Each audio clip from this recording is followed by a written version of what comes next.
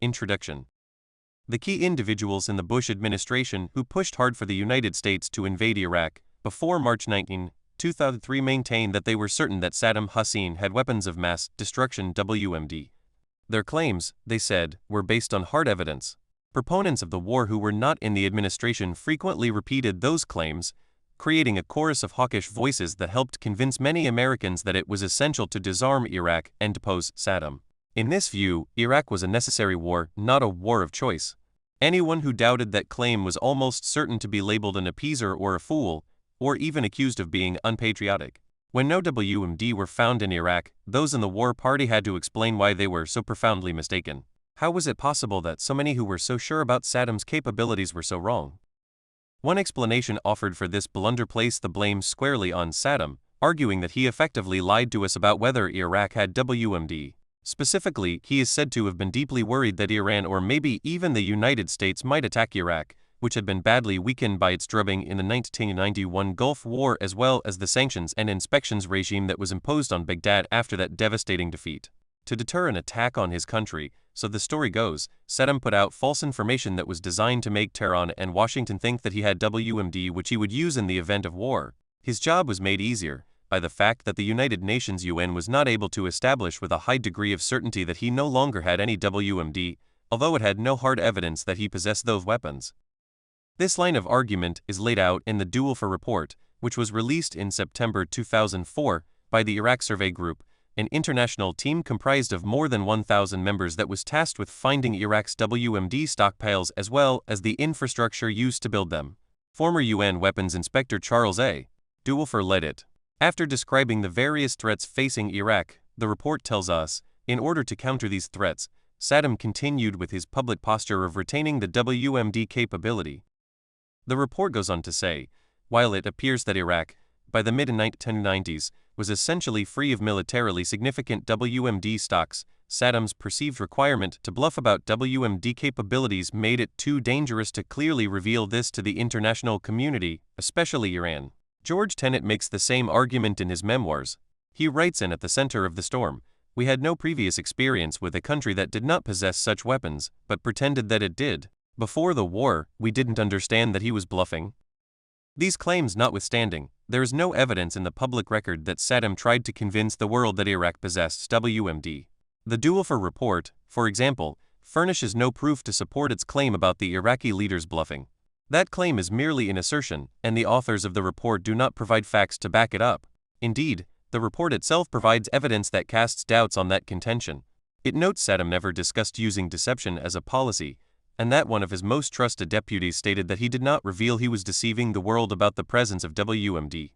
This is hardly surprising, since there is no evidence that he was deceiving the world. In fact, he said on a number of occasions that he had no WMD and he was telling the truth. The Bush administration, on the other hand, told 4 major lies in the run-up to the Iraq War. They are all discussed in detail below, but let me briefly summarize them here. Key figures in the administration falsely claimed that they knew with complete certainty that Iraq had WMD. They also lied when they said that they had foolproof evidence that Saddam was closely allied with Osama bin Laden, and they made various statements that falsely implied that Saddam bore some responsibility for the September 11 attacks on the United States. Finally, various individuals in the administration, including President Bush himself, claimed that they were still open to peaceful resolution of their dispute with Saddam, when in fact the decision to go to war had already been made. In short, Saddam told the truth about his WMD capabilities before the 2003 Iraq War, while senior figures in the Bush administration lied about what they knew regarding those weapons. They also lied about some other important matters. This behavior by the two sides might seem surprising, maybe even shocking, to some readers. One might think that at the very least it is a highly unusual case. But that conclusion would be wrong. Both sides acted in ways that are consistent with 2 of the main findings in this book. Specifically, I find that leaders do not lie very often to other countries, but instead seem more inclined to lie to their own people. Let me explain. Although lying is widely viewed as reprehensible behavior in ordinary life, it is acceptable conduct in international politics because there are sometimes good strategic reasons for leaders to lie to other countries and even to their own people. Nevertheless, there is actually not much lying between states. When I began this study, I expected to find abundant evidence of statesmen and diplomats lying to each other, but that initial assumption turned out to be wrong. Instead, I had to work hard to find the cases of international lying that I discuss in this book. Leaders do lie to other countries on occasion, but much less often than one might think. Therefore, it is not surprising that Saddam Hussein did not lie about whether he had WMD before the Iraq War, which is not to say that there are no circumstances in which he would have lied. Furthermore, leaders appear to be more likely to lie to their own people about foreign policy issues than to other countries. That certainly seems to be true for democracies that pursue ambitious foreign policies and are inclined to initiate wars of choice, i.e., when there is not a clear and imminent danger to a country's vital interests that can only be dealt with by force. Of course, that description fits the United States over the past 70 years, and, not surprisingly, American presidents have told their fellow citizens a number of important lies about foreign policy matters over those 7 decades. Thus, it is hardly surprising that key figures in the Bush administration, including the president himself, lied to the American people in the run-up to the Iraq War. Bush was following in the footsteps of illustrious predecessors like Franklin D. Roosevelt, who lied about a naval incident in 1941 to help draw the United States into World War II, and Lyndon B. Johnson, who lied about events in the Gulf of Tonkin in the summer of 1964 so that he could get congressional support to wage war against North Vietnam. It is important to emphasize that in none of those cases were the president or his lieutenants lying for narrow personal gain. They thought that they were acting in the American national interest, which is not to say they acted wisely in every case. But the fact is that there are good strategic reasons for leaders to lie to their publics as well as to other countries. These practical logics almost always override well-known and widely accepted moral strictures against lying. Indeed, leaders sometimes think that they have a moral duty to lie to protect their country. Leaders do not always lie about foreign policy, of course, but they occasionally say things or purposely imply things that they know are not true. Their publics usually do not punish them for their deceptions, however, unless they lead to bad results. It seems clear that leaders and their publics believe that lying is an integral part of international relations. In domestic politics, however, lying is generally considered wrong, save for some special circumstances, such as when individuals are bargaining over the price at which they would buy or sell a house, or when protecting an innocent person from wrongful harm. Most people consider white lies that friends tell one another, as when dinner guests praise an ill-cooked meal, or that parents tell their children to protect them, permissible. After all, these sorts of lies involve small stakes and they are told for someone else's benefit. They are altruistic lies. But on the whole, lying is widely seen to have a corrupting effect on individuals as well as the broader society in which they live. It is not surprising, therefore, that people often tell the truth even when it is not in their material interest to do so. This is not to deny that there is a good deal of lying of the unacceptable sort in every society. Still, the less of that there is, the better. Thus, it makes good sense to stigmatize and discourage lying on the home front. There is a simple explanation for these different attitudes toward domestic and international lying. A leader has no higher obligation than to ensure the survival of his country. Yet states operate in an anarchic system where there is no higher authority that they can turn to if they are seriously threatened by another state. In the harsh world of international politics, there is no 911 number to call if a state gets in trouble, and even if there were, there is nobody at the other end to pick up the phone. Thus, leaders and their publics understand that states operate in a self-help world where they have to do whatever is necessary to provide for their own security. If that means lying and cheating, so be it. International politics, in other words, tends to be a realm where rules are often broken with little consequence. This is not to say that leaders are enthusiastic about telling lies or to deny that many leaders would prefer to see the international realm governed by a well-defined set of moral principles, but that is not feasible in the absence of a common sovereign to enforce them. In contrast to the international system, the structure of a state is hierarchic, not anarchic. In a well-ordered state, there is a higher authority, the state itself, to which individuals can turn for protection. Consequently, the incentives to cheat and lie that apply when states are dealing with each other usually do not apply to individuals within a state. Indeed, a strong case can be made that widespread lying threatens the inner life of a state. It does so in good part for purely utilitarian reasons, as it is hard to make a state function efficiently when people lie to each other all the time. One can also make a moral case against lying within the confines of a state, because a well-defined community usually exists there, which is not the case in international politics. Thomas Hobbes put the point succinctly in Leviathan: before the names of just and unjust can have place, there must be some coercive power to compel men equally to the performance of their covenants. Where there is no commonwealth, there nothing is unjust. Lying is obviously a form of deception, but not all deception is lying. There are two other kinds of deception: concealment and spinning. Unlike lying, neither involves making a false statement or telling a story with a false bottom line. Concealment and spinning, however, are not the same as telling the truth. These two kinds of deception are pervasive in every realm of daily life, and they cause hardly a word of protest. For example, a person interviewing for a job is allowed to spin his life story on a resume in ways that present him in the most favorable light. He is free to omit information from that resume as he sees fit. Politics is an especially fertile breeding ground for spinning and concealing. A president can tell a story about the state of the American economy that accentuates the positive trends and downplays or even ignores the negative ones, while a critic from the opposing party is free to do the opposite. But neither individual is allowed to lie to make his case. Indeed, getting caught in a lie would probably do them significant political harm. That is not true, however, if a foreign policy issue is at stake. Statesmen and diplomats are rarely punished for lying, especially if they were telling lies to other countries. Probably the only exception to this rule involves cases where it becomes known that a leader lied to his fellow citizens about a policy that failed in ways that obviously damaged the national interest. But even here, the main reason that a leader would likely incur his public's wrath is because the policy failed, not because he lied. Of course, this is why a leader who is discovered to have lied to his public about a particular policy is unlikely to pay much of a political price if it works as intended. When it comes to foreign policy, success excuses lying or at least makes it tolerable. In short, concealment and spinning are generally seen as legitimate forms of behavior in domestic as well as international politics. Lying is a different matter. It is considered unacceptable behavior in most walks of life, save for international politics, where it is generally viewed as regrettable, but sometimes necessary. The task ahead. There is a substantial body of literature on lying, but hardly any of it deals explicitly with lying in international politics. One notable exception is Eric Alterman's When Presidents Lie, A History of Official Deception and Its Consequences, which provides an excellent narrative of presidential lying over the past 70 years. However, Alterman is not a social scientist and he does not attempt to theorize about international lying, nor has anyone else. One might respond that there are numerous studies dealing with deception among states. While this is true, that literature tends not to distinguish between concealment, lying, and spinning, and more importantly, no work zeroes in on lying and attempts to make general arguments about that particular behavior. The aim of this book is to fill that void by theorizing about international lying, not the broader concept of deception. At the most general level, one can think about lying from either an absolutist or a utilitarian perspective. Absolutists like Immanuel Kant and Augustine maintain that lying is always wrong and that it has hardly any positive effects. Lying, according to Kant, is the greatest violation of man's duty to himself.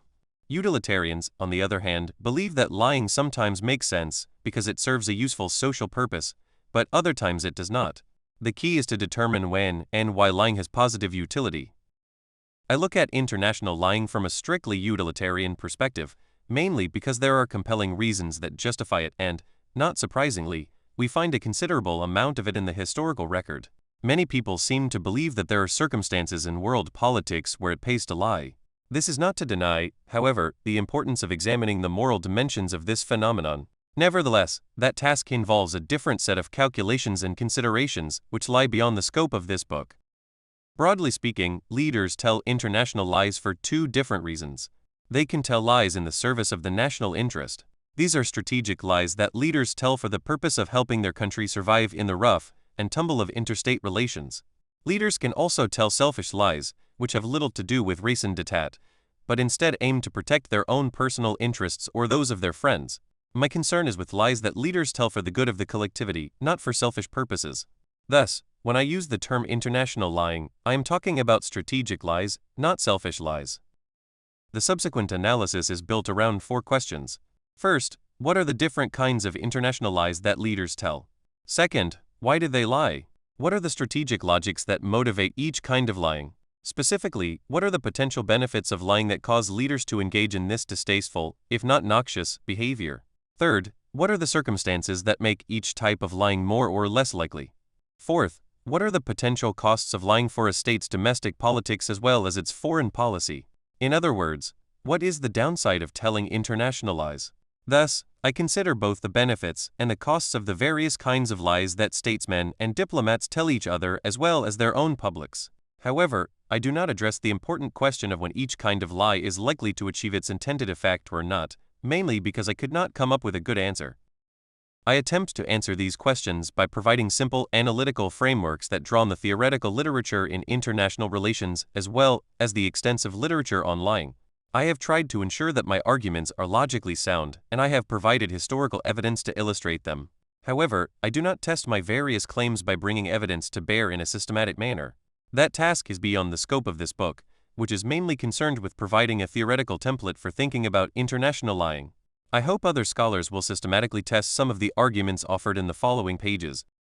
The main arguments and the roadmap. I make numerous claims in the subsequent analysis, but 5 of them stand out above the rest. First, international lying comes in a variety of forms, but the most important distinction is between the lies that states tell each other and those that leaders tell their own publics. Second, leaders usually tell international lies for good strategic reasons, not because they are craven or corrupt. Lest I be misunderstood, I am not saying that lying is a great virtue and that more international lying is better than less. I am merely saying that lying is sometimes a useful instrument of statecraft in a dangerous world. Indeed, a leader can occasionally tell what Plato famously called a noble lie. For example, President Franklin Roosevelt lied to the American people about the German attack on the USS Greer in August 1941. He was trying to get the United States into World War II against Nazi Germany, which then appeared to be on its way to conquering all of Europe. Roosevelt's objective was the right one, and it was appropriate for him to lie in this instance. Third, while lying among states is a permanent fixture of international politics, it is not commonplace. In the discussion of interstate lying in Chapter 3, I describe a variety of cases in which the leaders of one state lied to another state. Reading this chapter might give the impression that interstate lying is routine behavior among statesmen and diplomats. But I had difficulty finding those cases, and, moreover, the chapter includes almost all the cases I was able to identify. I was especially surprised by how difficult it was to find evidence of states attempting to bluff each other in bargaining situations. In fact, it appears that leaders are more likely to lie to their own people than to rival states. That seems to be particularly true for democracies like the United States. Fourth, the most dangerous kinds of international lies are those that leaders tell their own citizens. They are more likely to backfire and damage a state's strategic position than the lies that leaders tell other states. Moreover, they are more likely to corrupt political and social life at home, which can have many harmful consequences for daily life. Fifth, because the United States is so powerful and so heavily engaged around the globe, its leaders often confront situations where there are strong incentives to lie either to other states or to the American people. This is a matter of serious concern, since international lying can have serious negative consequences, especially for democracies like the United States. This book is comprised of 9 chapters. I start by defining lying and the other 2 forms of deception, concealment and spinning. The subsequent chapter lays out the inventory of international lies. I distinguish between strategic lies and selfish lies and explain why the focus is on the former kind. In the next 5 chapters, I look in detail at each of the different kinds of strategic lies. I consider the logic behind each type and when it is more or less likely to occur. In the penultimate chapter, I consider the potential pitfalls of international lying.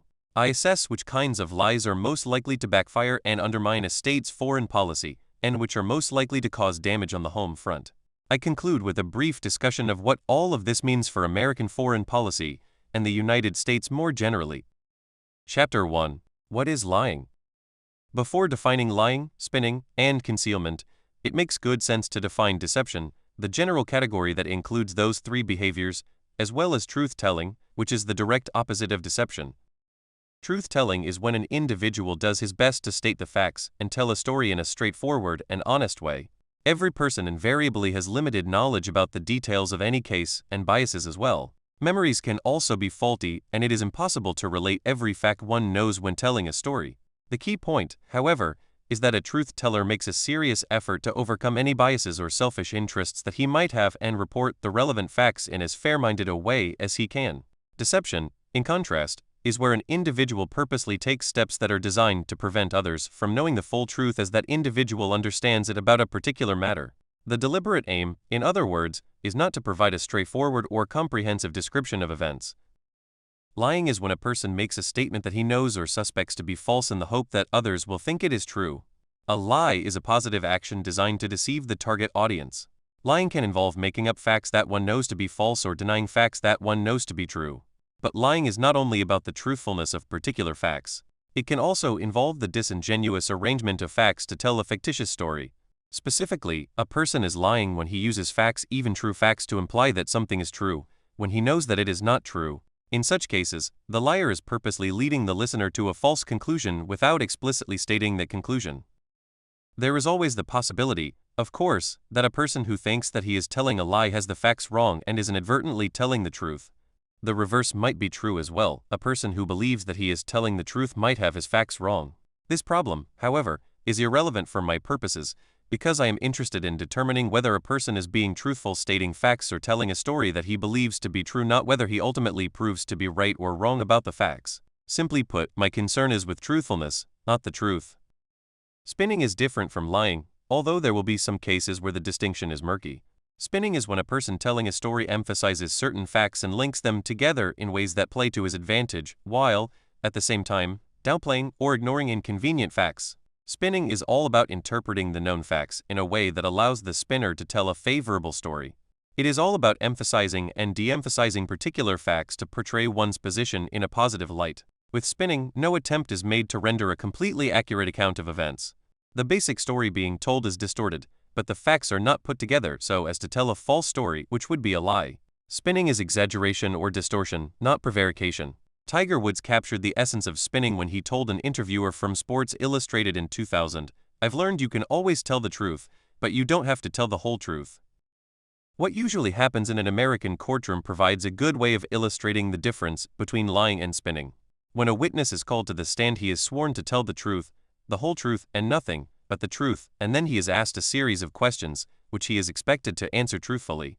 The person in the docket could lie, but the key point is that he is required by law to tell what he believes to be the truth. The attorneys for the plaintiff and the defendant, on the other hand, are primarily interested in winning the case for their clients, not determining the full truth about what happened in the dispute at hand. Accordingly, each makes an opening and closing statement in which he spins the facts of the case in ways that puts his client in the most favorable light. The rival lawyers invariably tell two different stories, but neither is allowed to lie. The American Bar Association, for example, stipulates in its rules of conduct that a lawyer shall not knowingly make a false statement of fact or law to a tribunal. For spinning, however, is not only permissible, it is what lawyers routinely do for their clients. The third kind of deception is concealment, which involves withholding information that might undermine or weaken one's position. In cases of this sort, the individual simply remains silent about the evidence because he wants to hide it from others. Of course, if he is asked a question about the matter and lies to conceal it, that behavior fits my definition of lying. A good example of concealment is the Bush administration's decision not to tell the public before the Iraq War began in March 2003 that two key al-Qaeda figures, Khalid Sheikh Mohammed and Abu Zubaydah, had separately told their American interrogators that Osama bin Laden had thought about asking Saddam Hussein to form an alliance against the United States, but then decided against it. 5. If these facts had been made public, they would have undermined the Bush administration's claim that bin Laden and Saddam were collaborating with each other, which was important for winning public and congressional support for the war. This behavior was certainly deceptive, but it was not lying, at least according to my definition, because it did not involve taking a positive step to deceive someone. 6. In short, when a person spins a story or conceals facts, he is not lying, but neither is he being completely truthful. Lying, as emphasized, is usually considered deplorable behavior, whereas most people seem to believe that it is acceptable to spin and conceal, even though these behaviors are designed to deceive. One possible reason for this difference is that lying is more difficult to detect and protect against than either spinning or concealment. Liars make false assertions in ways that are designed not to raise any doubts about the truthfulness of their claims. Skillful liars present false assertions with an air of certainty that makes it especially difficult for the target audience to figure out that it is being bamboozled. With spinning, however, the listeners are much more likely to be able to recognize that they are not getting a complete and accurate picture, and then rectify the problem by filling in the missing pieces of the story. Specifically, the target audience can compare the spinner's motives with how the spinner put his story together, i.e., what he might have left out, what he emphasized, and what he de-emphasized.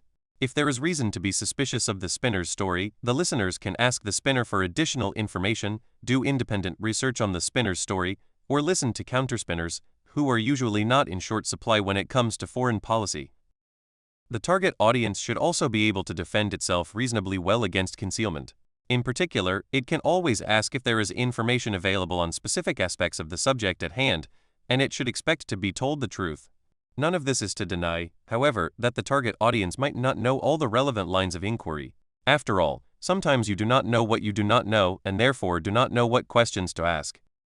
To reinforce the point that lying is considered shameful because it is so difficult to detect, let us look at one of the few realms in our daily life where it is acceptable to lie: commercial negotiations where buyers and sellers are trying to reach a price agreement. Consider, for example, a case in which two individuals are bargaining over a commodity like a car or a house. Each person is allowed to lie about his reservation price, which is the price above or below which he would no longer agree to a deal. Both the buyer and the seller understand that lying, the euphemism is bluffing, is part of the game, thus neither side gains an unfair advantage when it lies about the selling price or the purchase price. In essence, we are talking about a fair fight in which neither side can claim that it was wrongly bamboozled by the other side. Not surprisingly, there is hardly any stigma attached to lying about one's reservation price in business dealings. Indeed, one might argue that this kind of bluffing is not lying, because, to quote the British statesman Henry Taylor, "A falsehood ceases to be a falsehood when it is understood on all sides that the truth is not expected to be spoken." 7. I reject that logic, however, because both the buyer and seller are telling falsehoods that are intended to deceive the other side, which is the essence of lying. In sum, lying, spinning, and withholding information are all forms of deception, and all three can be contrasted with truth-telling. The subsequent discussion focuses on how lies are used to deceive others in the foreign policy realm, but in practice, deception campaigns invariably involve spinning and concealment as well as lying. In fact, given the opprobrium attached to most kinds of lying, leaders who think that they have good reason to deceive another state or their own public usually prefer spinning and concealment to lying. Nobody wants to be called a liar, even if it is for a good cause. This preference is reinforced by the fact that it is often difficult to lie without getting caught red-handed. Of course, leaders sometimes conclude that they have no choice but to lie for their countries and that circumstances make it feasible to do so. In general, however, lying will be the option of last resort for leaders seeking to deceive another country. Let us now consider the various kinds of lies that are told in international politics. Chapter 2: The Inventory of International Lies. In the foreign policy realm, leaders can tell 7 different kinds of lies. Each type serves a specific purpose, although a single lie can serve multiple purposes.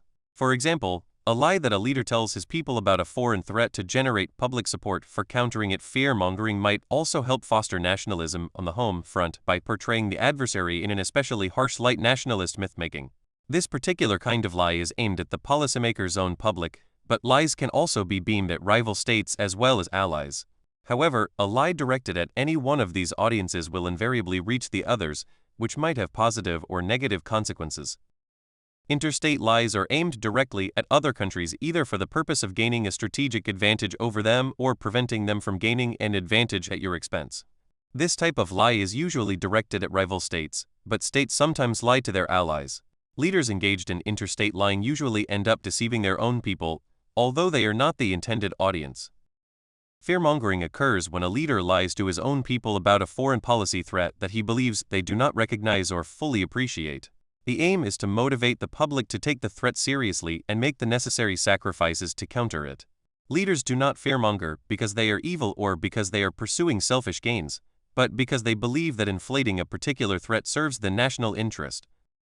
Strategic cover-ups are lies designed to hide either failed policies or controversial policies from the public and sometimes from other states as well. Leaders do not tell these lies to protect incompetents who bungled their job or to conceal foolish policies, although that can be an unintended consequence. The aim instead is to protect the country from harm. For example, lying to the public about military incompetence in wartime is sometimes important for maintaining solidarity on the home front, which can mean the difference between defeat and victory. Nationalist myth-making is when leaders tell lies, mainly to their own people, about their country's past. In essence, they tell a story in which we are always right and they are always wrong. Elites do this by denying that their nation or ethnic group has done things it has actually done, or by falsely claiming that it has done certain things it has not done. Of course, those elites tell a similar set of lies about rival groups. The purpose is to create a powerful sense of group identity among the broader population, because that is necessary for building and maintaining a viable nation-state, and for motivating people to fight wars for their homeland. These myths sometimes help states gain legitimacy with other states. Liberal lies are designed to cover up the behavior of states when it contradicts the well-developed body of liberal norms that is widely accepted around the world and codified in international law. Countries of all kinds, including liberal democracies, sometimes act brutally toward other states or form alliances with particularly odious states. When that happens, a state's leaders will usually invent a story for their people or the wider world that tries to disguise their illiberal actions with idealistic rhetoric. Social imperialism occurs when leaders tell lies about another country for the purpose of promoting either their own economic or political interests or those of a particular social class or interest group. The aim is to divert the public's attention from problems or controversies on the home front in ways that will benefit a narrow slice of society, not the general welfare. For example, leaders might try to solidify their hold on power by exaggerating a threat and creating fear on the home front, which, in turn, will lead the public to rally around the regime. Ignoble cover-ups are when leaders lie about their blunders or unsuccessful policies for self-serving reasons. Their main aim is to protect themselves or their friends from well-deserved punishment. This kind of lie is not designed to benefit the wider public, which is the main purpose of a strategic cover-up. Nevertheless, because strategic cover-ups usually end up protecting the incompetent, it is sometimes difficult to distinguish between these two kinds of cover-ups. These 7 varieties of falsehoods largely encompass the universe of international lies. 3 However, the subsequent discussion concentrates on lies that are told in the service of the national interest. These strategic lies benefit the collectivity, unlike selfish lies, which benefit a particular individual or group of individuals. In practice, this means that there will be no further discussion of either social imperialism or ignoble cover-ups. These two types of falsehoods are omitted because there is no good strategic justification for them. Of course, we know why individuals tell lies of this sort, but hardly anyone would argue that they are legitimate forms of behavior. Indeed, most observers would condemn these selfish lies, not only because they have a corrupting influence on political life, but also because they jeopardize the broader national interest. In short, social imperialism and ignoble cover-ups have no redeeming social value. Strategic lies are a different matter. They aim to facilitate the general welfare and they usually have at least a modicum of legitimacy. In essence, strategic lies can do good things for a country, although there is always the possibility that they will do more harm than good. The focus here is on the 5 kinds of strategic falsehoods described above: interstate lies, fear-mongering, strategic cover-ups, nationalist myth-making, and liberal lies. In addition to describing each type in greater detail, I will lay out the underlying causal logics and explain when each is more or less likely to occur. In other words, I will explain why and when you get these different kinds of international lies. Chapter 3: Lying Between States. Sir Henry Wotton, the 17th century British diplomat, once remarked that an ambassador is an honest man sent to lie abroad for the good of his country. This comment nicely captures the fact that states do lie to each other, because they think that lying serves the national interest. Wotton's remark, however, is misleading in the sense that it implies that diplomats and statesmen routinely spend their time lying to each other. In fact, political leaders and their diplomatic representatives tell each other the truth far more often than they lie. Even when they are bent on deceiving one another, they are more likely to rely on concealment rather than overt lying. Secrecy, as virtually all students of international politics know well, is a time-honored approach to developing weapons and strategies that can give one country an advantage over its rivals. On what basis do I make these claims? As noted, I am not testing my arguments by systematically examining them in light of the historical record. In fact, I am not sure that it is possible to measure how often statesmen and diplomats have lied to each other in the past as compared to how often they have been truthful with each other. One reason is that over past centuries there have a vast number of interactions among the leaders of the different political units that have comprised the international system. It is difficult to see how one could select a representative sample of cases from that immense database. But even if that were feasible, it would still be impossible to investigate what transpired in many of those cases. We have only sparse records of what happened in the distant past, and even in more recent cases, the records are sometimes incomplete. For these same reasons, it would also be especially difficult, maybe impossible, to determine precisely how much interstate lying has gone on as opposed to concealing and spinning. My claim that there has not been much interstate lying over time is based on 2 considerations. First, I had difficulty finding examples of leaders lying to each other, although I certainly found some cases, most of which are discussed below. I also asked other scholars who were well versed in international history if they could provide me with examples of statesmen and diplomats lying to one another. Their initial reaction, like mine, was that there must be an abundance of such cases, but in the end virtually everyone I approached had trouble finding more than a few clear-cut cases of interstate lying. Of course, one's definition of lying affects any assessment of how much lying there has been among states, or any other kind of lying, for that matter. Cecilia Bach, for example, notes in her important treatise on lying that some people define the concept of lying so broadly that they take all forms of deception to be lies, regardless of whether or not they involve statements of any kind. When this expansive definition is employed, people can then say that lying is rampant in daily life, and that the average person lies 10, 20, 100 times a day.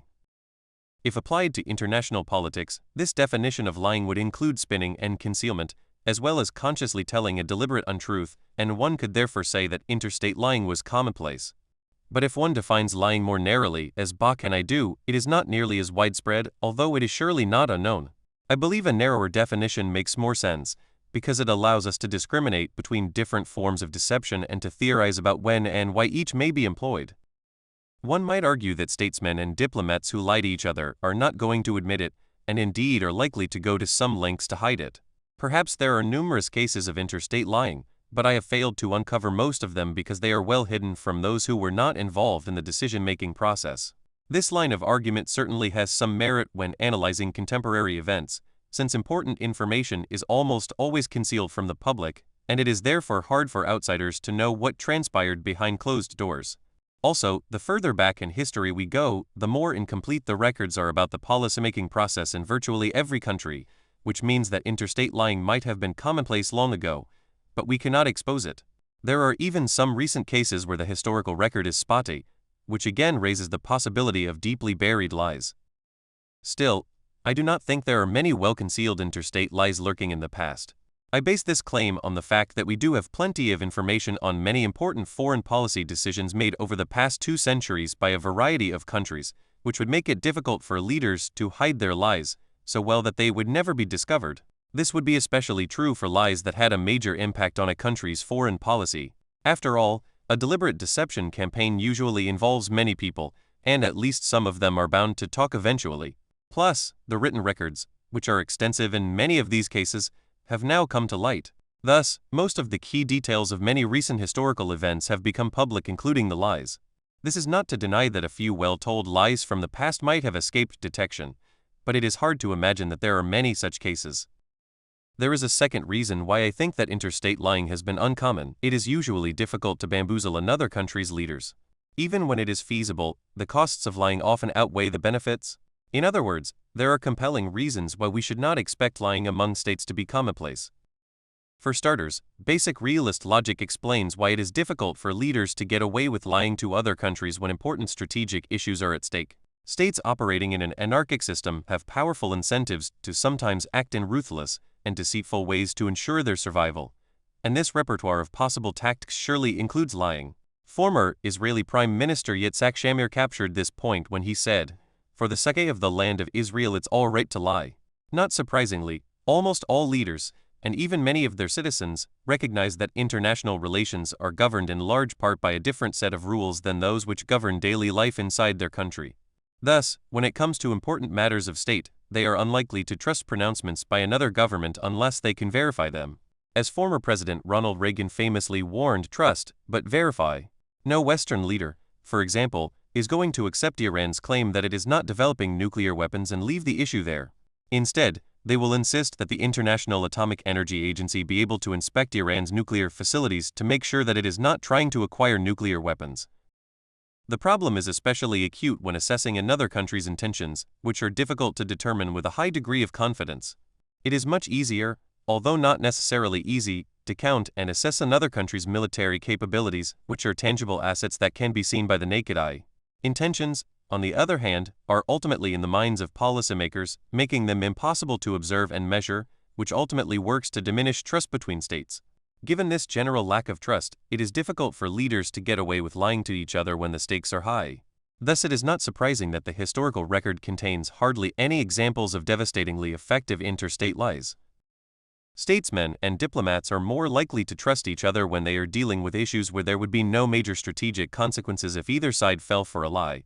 In other words, leaders are usually less likely to worry about being deceived when the issue at hand involves economics or the environment, low politics as opposed to national security, high politics where trust is scarce. One might think that there would be a significant amount of lying when low politics are at play, because leaders are likely to be more trusting and thus more vulnerable to being duped. But that is not the case. There is not much interstate lying even when the stakes are relatively low. One reason why there is not much lying when low politics are at play is that the gains from deceiving another country are likely to be small. Of course, that is why the potential victim is vulnerable to lying. The stakes are low and thus the costs of being bamboozled are not great, so the victim lets his guard down. Another reason is that if statesmen were inveterate liars, nobody would believe anything they said, which would rob lying of its effect. Lying is only effective when the potential victim thinks that the liar is probably telling the truth. Thus, there has to be good reason for leaders to think that they are not being misled, which means that they cannot lie to each other too often without rendering lying ineffective. In short, interstate lying must be done selectively and carefully to be useful. A final reason is that if leaders often lied to each other, it would be almost impossible for them to interact in constructive ways, since nobody would know what to think was true or false. And if a particular leader frequently lied, he would surely get a reputation for dishonesty, and other leaders would be reluctant to reach future agreements with him, which might seriously hurt his country. This is especially true when dealing with economic and environmental issues where there is the promise of continued cooperation in the years ahead. Too much lying, in other words, is bad for business. All of this is to say that lying has its limits as a tool of statecraft. Why states lie to each other? The main reason that leaders lie to foreign audiences is to gain a strategic advantage for their country. Because states operate in an anarchic world, where there is no night watchman to protect them in case of serious trouble, they have no choice but to provide for their own security. The best way that states can maximize their prospects for survival is to gain power at their rivals' expense. However, they can also use deception, which includes lying, to achieve an advantage over a potential adversary. In a dangerous world, leaders do what they must to ensure their country's survival. Arthur Sylvester, the Assistant Secretary of Defense for Public Affairs during the Kennedy administration, captured this point when he said, "In the wake of the Cuban Missile Crisis, I think the inherent right of the government to lie to save itself when faced with nuclear disaster is basic." Some 20 years later, President Jimmy Carter's press secretary, Jody Powell, remarked, "But Sylvester, of course, was right. In certain circumstances, government not only has the right, but a positive obligation to lie." In practice, interstate lying takes different forms and operates according to different logics. Let us consider some of the ways in which states lie to each other. This list is not meant to be exhaustive, although most interstate lies would fit into one of these categories.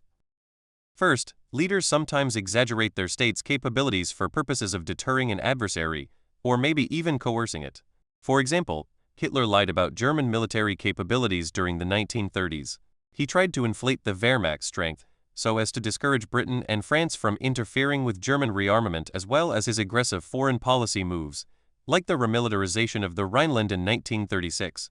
In roughly the same period, Joseph Stalin's infamous purges did serious damage to the fighting power of the Red Army. Worried that this might make the Soviet Union look weak and invite an attack from Nazi Germany, Stalin and his lieutenants put out the word that the Soviet military was a formidable fighting force when they knew it was not. Another instance of this kind of interstate lying occurred during the Cold War after the Soviets launched the first-ever intercontinental ballistic missile Ikebom in October 1957. The strategic nuclear balance at the time clearly favored the United States. Soviet Premier Nikita Khrushchev took advantage of his country's early lead in Ikebom to claim that the Soviet Union had an Ikebom capability that was far greater than what they actually had. Khrushchev's lying over the next 3 years contributed to the famous myth of the missile gap, in which the United States was thought to be at a serious disadvantage in terms of strategic missiles. In fact, the opposite was true. The Soviet Union had far fewer Ikebom than the United States. Khrushchev's reason for exaggerating Soviet capabilities was to deter as well as coerce the United States. In particular, he wanted to make sure that the Americans did not launch a strategic nuclear strike against the Soviet Union in a crisis. He was also determined to put great pressure on the Eisenhower administration to abandon its plans to allow Germany to acquire nuclear weapons. A second kind of interstate lie is when a leader tells falsehoods for the purpose of minimizing the importance of a particular military capability, or even hiding it from rival countries. The deceiver's aim might be to avoid provoking an attack aimed at destroying that capability, or to prevent another state from forcing it to give up that capability. For example, after Admiral Alfred von Tirpitz became the head of the German Navy in June 1897, he set out to build a fleet that could challenge British naval supremacy and allow Germany to pursue its ambitious Weltpolitik. He realized, however, that the German Navy would be vulnerable to a British attack in the early stages of its development. He referred to this as the danger zone. To prevent that outcome, he and other German leaders launched a propaganda campaign in which they falsely claimed that Berlin was building a fleet for defensive purposes to protect Germany's growing overseas trade, and that they had no intention of challenging the British Navy. Israel lied to the United States in the 1960s about its nascent nuclear weapons program, because it feared that Washington would force the Jewish state to shut down the project if it acknowledged what was really going on at the Dimona nuclear complex. This is one program, Henry Kissinger wrote in 1969, on which the Israelis have persistently deceived us. Another case in point was when the Soviets placed offensive missiles in Cuba in 1963 after they had repeatedly assured the Kennedy administration that they would not take that dangerous step.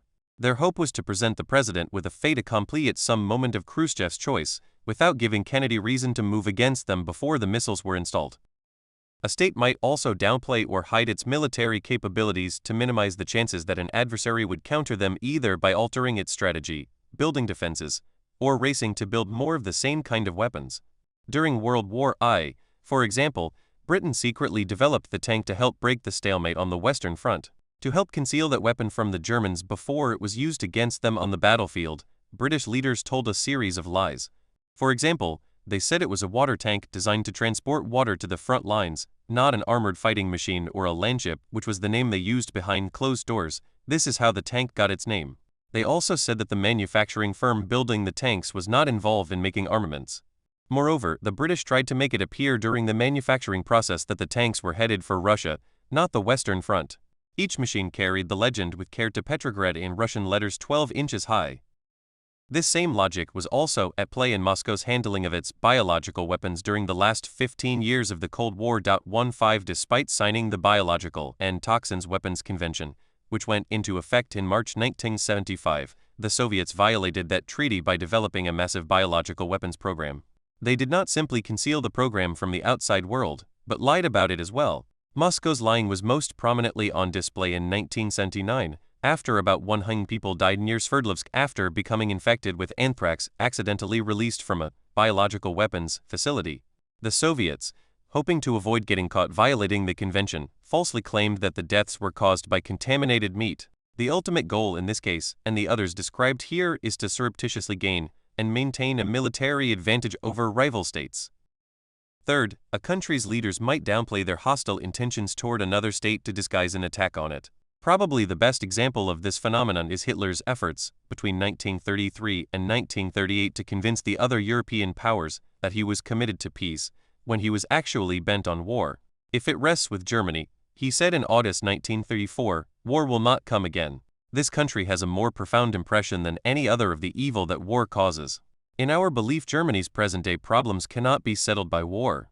And in a famous speech in the Berlin Sportpalast during the tension-filled days just before the infamous Munich Agreement was signed, he boldly stated that his desire to acquire the Sudetenland for Germany is the last territorial claim which I will have to make in Europe. Both statements were obvious lies. Another example of this kind of behavior involves Japan and the Soviet Union in the last year of World War II. They had a neutrality pact throughout most of World War II, but at Yalta in February 1945, Stalin promised Churchill and Roosevelt that the Red Army would attack Japan within 3 months after Nazi Germany was defeated. Japanese leaders suspected that such a deal had been made at Yalta and queried their Soviet counterparts, who replied that their relationship had not changed at all and was developing normally on the basis of the Neutrality Pact. 18 The Soviets attacked Japan on August 8, 1945.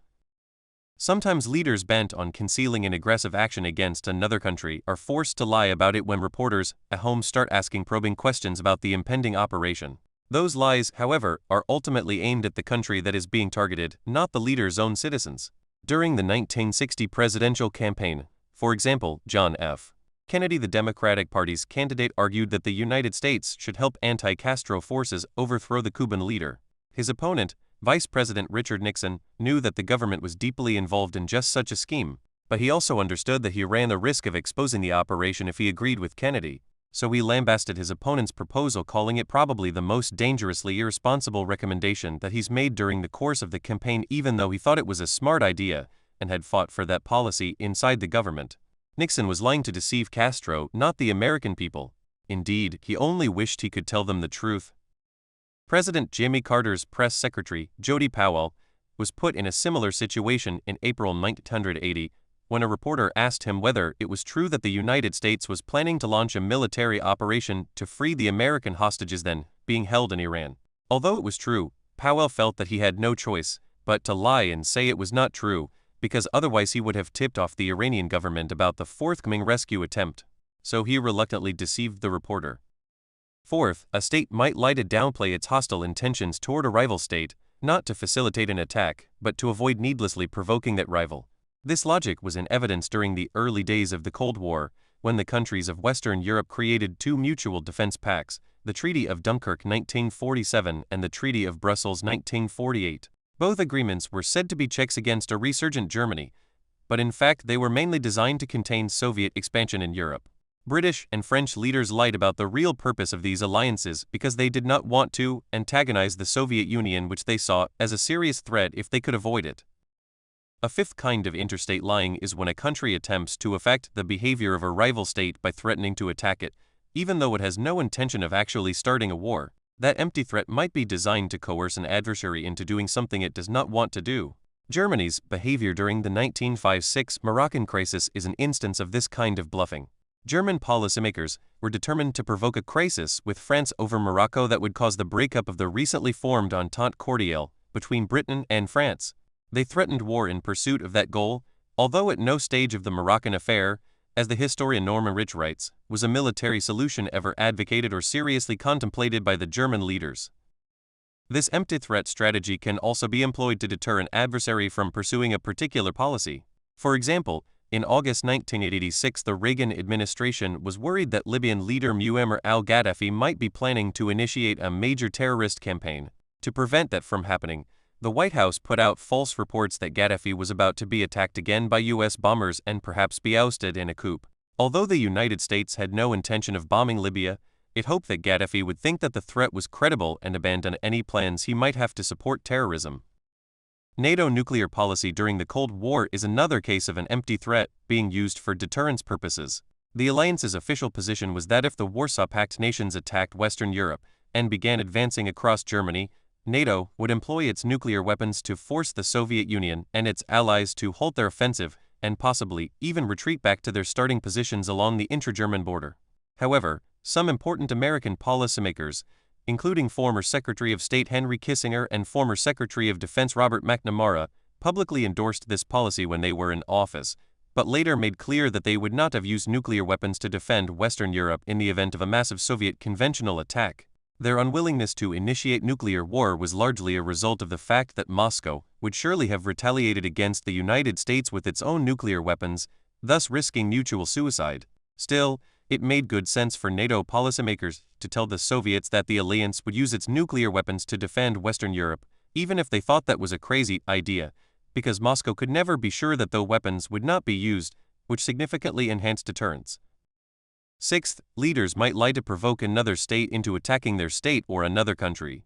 Bismarck's behavior in the run-up to the Franco-Prussian War 1870 is probably the most well-known case of a leader purposely giving another country a casus belli to attack his own state, and he did it with the help of well-told lies. The Prussian chancellor was committed to creating a unified Germany, and he believed that provoking France to declare war against Prussia, or even a major crisis that threw France into a state of turmoil, would help achieve that goal. Toward that end, he began working assiduously in the spring of 1870 to put a Prussian prince on the throne of Spain, knowing full well that it would alarm and anger France. He denied, however, that he had anything to do with that ploy, which was a lie.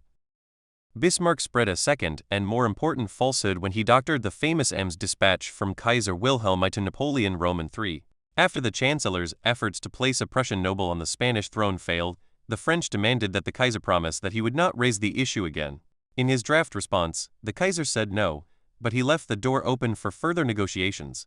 Fearing that this might lead to a peaceful resolution of the crisis, Bismarck edited the Kaiser's draft to make it look like the Kaiser was not only saying no, but was also closing the door on any further discussion of the matter. The doctored telegram was then published, and there was outrage across France. Shortly thereafter, Napoleon Roman III foolishly declared war against Prussia.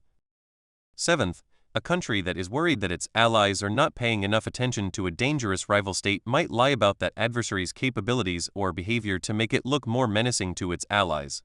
The Bush administration engaged in this kind of lying in early 2005, when it was worried that China, Japan, and South Korea did not fully appreciate the seriousness of the threat posed by North Korea. To get their attention, officials from the National Security Council went to Asia and made the case that North Korea had sold Libya uranium hexafluoride, a critical ingredient for making nuclear weapons. But that was not true.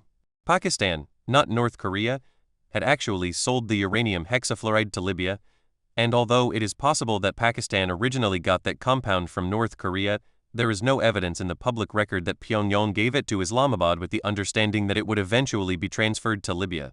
In fact, the available evidence indicates that they were separate deals. An 8th kind of interstate lie is where leaders mislead to facilitate spying or sabotage during peacetime, as well as to limit the international fallout if caught in the act. For example, the United States engaged in lying after the U-2 spy plane piloted by Gary Powers was shot down over the Soviet Union in the spring of 1960. At the time, President Eisenhower was about to go to Paris to enter into serious negotiations with Premier Khrushchev over a nuclear test ban treaty, and he had made it clear that he did not want any complications from the controversial U-2 flights. After the spy plane was brought down, the president was told that the U-2s had a self-destruct mechanism, which guaranteed that neither Powers nor the plane would survive. So after Khrushchev announced the downing of the U-2, the Eisenhower administration declared that it was not a spy plane, but a NASA weather research plane that had accidentally wandered into Soviet airspace. When the Soviets then produced Powers, the State Department said that he had probably lost consciousness from a lack of oxygen and drifted into Soviet airspace. Finally, Washington was forced to admit that Powers was on a spying mission over Soviet territory. But that was not the end of the lying. The Eisenhower administration then put out the story that although the president approved of the surveillance program, he was not personally involved in the planning of the overflights. In fact, Eisenhower later admitted that each series of intrusions was planned and executed with my knowledge and permission. The infamous Lavon affair involving Israel provides another good example of this type of interstate lying. In 1954, Israel set out to damage Egypt's relations with Britain and the United States by setting up a spy ring inside Egypt that would sabotage American and British facilities, but make it look like the Egyptians were responsible. After bombing the U.S.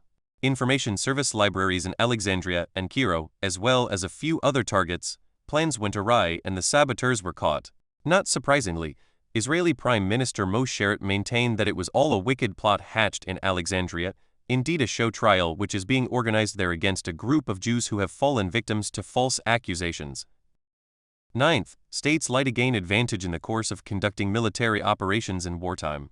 During World War II, for example, the British mounted a massive deception campaign against Nazi Germany in which lying was commonplace.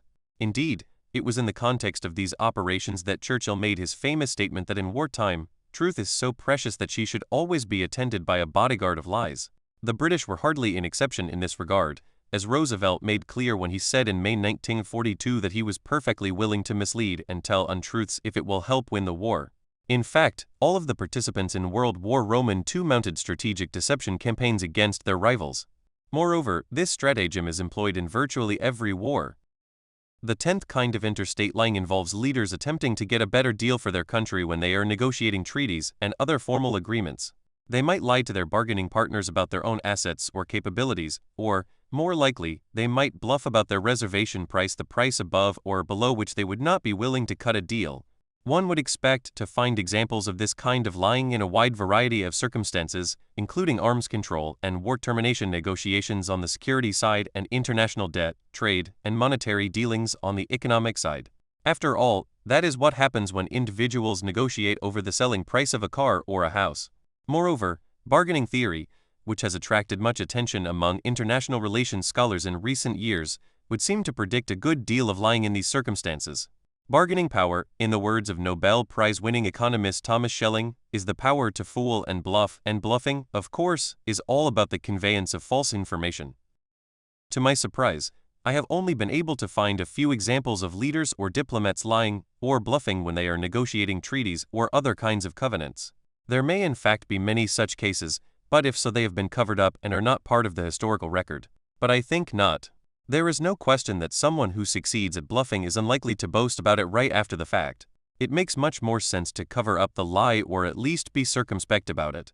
Otherwise, the other side might demand to renegotiate the deal or be loath to cut future deals for fear of being played for a sucker again. Still, this line of argument does not make sense because, as I discussed earlier, it is difficult to hide a lie for a long period of time. It is hard to believe that bluffing in international negotiations has been commonplace over time, but very few cases have been revealed to the public. One case that has been revealed involves Greece lying about its budget deficits so that it could gain entry into the Eurozone. 36 According to the European Union's rules, a member country should only be allowed to adopt the euro as its currency if it maintains deficits that are less than 3% of the gross domestic product. During the late 1990s, when Greece was being evaluated for possible admission into the Eurozone, it was running deficits that were well above that threshold. To deal with this problem, Athens simply lied about the numbers for the relevant years, claiming that its deficits were well under 3% when they were not. The gambit worked, and Greece adopted the single currency in 2001. The United States also lied to its Western European allies France, Germany, Italy, and the Benelux countries in the early 1950s to try to persuade them to ratify the European Defense Community (EDC) Treaty, which they had signed in May 1952.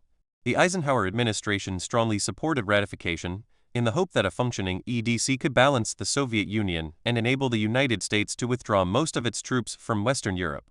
As the historian Mark Trachtenberg puts it, the real point of EDC was to weld France and Germany together as the core of a strong European federation that could stand up to Russia on its own, and thus make it possible for American forces to withdraw from Europe in the near future. The Europeans, however, suspected that American support for the EDC was driven largely by Washington's desire to leave the continent, which was an outcome that most Europeans, and especially the French, did not want at all. To deal with this problem, the Eisenhower administration repeatedly assured its allies that ratifying the EDC would not precipitate an American withdrawal, when that was not true. And when there were leaks to the press about what the Americans were up to, Secretary of State John Foster Dulles, as one scholar put it, was willing to openly lie and state to the press that no U.S. troop withdrawals were being contemplated. When states tell each other lies, there are 4 sets of circumstances which are likely to promote interstate lying, which is not to say that leaders frequently lie in these situations. Countries that are located in dangerous areas where there is intense security competition are more likely to lie than states that live in relatively peaceful regions. This tendency is largely a result of the high premium that states place on survival. States that operate in high-threat environments invariably have an acute sense of vulnerability and thus are strongly inclined to employ any tactic or strategy that might enhance their security. In short, lying comes easy to leaders who think that they live in a Hobbesian world. Leaders are also more likely to lie in a crisis than during periods of relative calm. A state bent on avoiding war will have powerful incentives to spread falsehoods if doing so will help end the crisis without a fight. On the other hand, a leader determined to turn a crisis into a war will almost certainly lie if he thinks that doing so will help create the conditions for launching and winning the war. None of this is to deny that each side in a crisis will be suspicious of the other's pronouncements, which will make it difficult, although not impossible, to tell persuasive lies. Furthermore, interstate lying is likely to be much more prevalent in wartime than peacetime. In his 1928 book on lying during World War I, the British politician Arthur Ponsonby writes that there must have been more deliberate lying in the world from 1914 to 1918 than in any other period of the world's history. Although it would be virtually impossible to prove that claim because of the impracticality of counting all of the international lies told over time, there surely was a substantial amount of lying during the Great War, as Ponsonby and others make clear. At the same time, it is hard to think of a 5-year period during the century before 1914 when few wars were fought in Europe where there is evidence of lying on the scale we see in World War I. It is not surprising that leaders often turn to lying when shooting starts. War is a deadly serious business in which foreign policy elites often think that their state's survival is at stake. But even in conflicts where the stakes are lower, like the United States in Vietnam or the Soviet Union in Afghanistan, leaders usually believe that defeat would do serious damage to their national interest. That kind of thinking makes it easy for leaders to justify lying. There are also many opportunities to lie in wartime, since wars consist of numerous political and military engagements in which there are powerful incentives to deceive the other side. This is why deception is considered an integral part of war. Finally, leaders are more likely to lie to rival states than allies. Truth for friends and lies for enemies, as one scholar put it many years ago. By definition, a rival is more dangerous than an ally, which means that it is more important to find ways to gain an advantage over an adversary than a friendly country. Lying sometimes serves that purpose. And because allies can help a state deal with a formidable rival, there are strong incentives for countries to have good relations with their allies and to build a modicum of trust with them, which is hardly served by lying to them. Of course, the fact that allies tend to trust each other more than their rivals makes it somewhat easier for allies to lie to each other than to their rivals, who are naturally more suspicious of their adversaries' pronouncements. Still, lying to an ally comes at a stiff price if it is discovered, as it surely would undermine trust and damage the partnership, which would ultimately hurt the country that told the lie. This is not to deny that states occasionally conclude that it makes good strategic sense to bamboozle an ally. No two countries always have the same interests, including allies, and it is possible in a crisis that one ally will abandon another or even turn on its partner. Moreover, today's friends can morph into tomorrow's enemy. Remember that the Soviet Union attacked Japan at the end of World War II after falsely promising Tokyo a few months earlier that it had no such intentions. The absence of permanent allies explains why the international system is ultimately a self-help world. This basic logic also explains why Israel lied to the United States during the 1960s about the fact that it was developing nuclear weapons. Israeli leaders have long believed that it is essential to have good relations with the United States, but they obviously felt more strongly that Israel needed its own nuclear deterrent to ensure its survival, even if it was necessary to lie to the United States to acquire that capability. Chapter 4. Fear-mongering. Fear-mongering occurs when a state's leaders see a threat emerging, but think that they cannot make the public see the wolf at the door without resorting to a deception campaign. Secretary of State Dean Axon, who worried that the American people might not fully appreciate the danger posed by the Soviet Union in the late 1940s, argued that it was necessary for American leaders to make their arguments clearer than truth, because otherwise the public would not support the measures that he thought were necessary to deal with the threat. The aim is not just to deceive the average person in the street, but also to target educated elites, including outside experts who might be inclined to downplay the relevant threat in dangerous ways. Fear-mongering campaigns can even be directed at government bureaucrats who might be disposed to soft-pedal a threat that their leaders think is particularly menacing.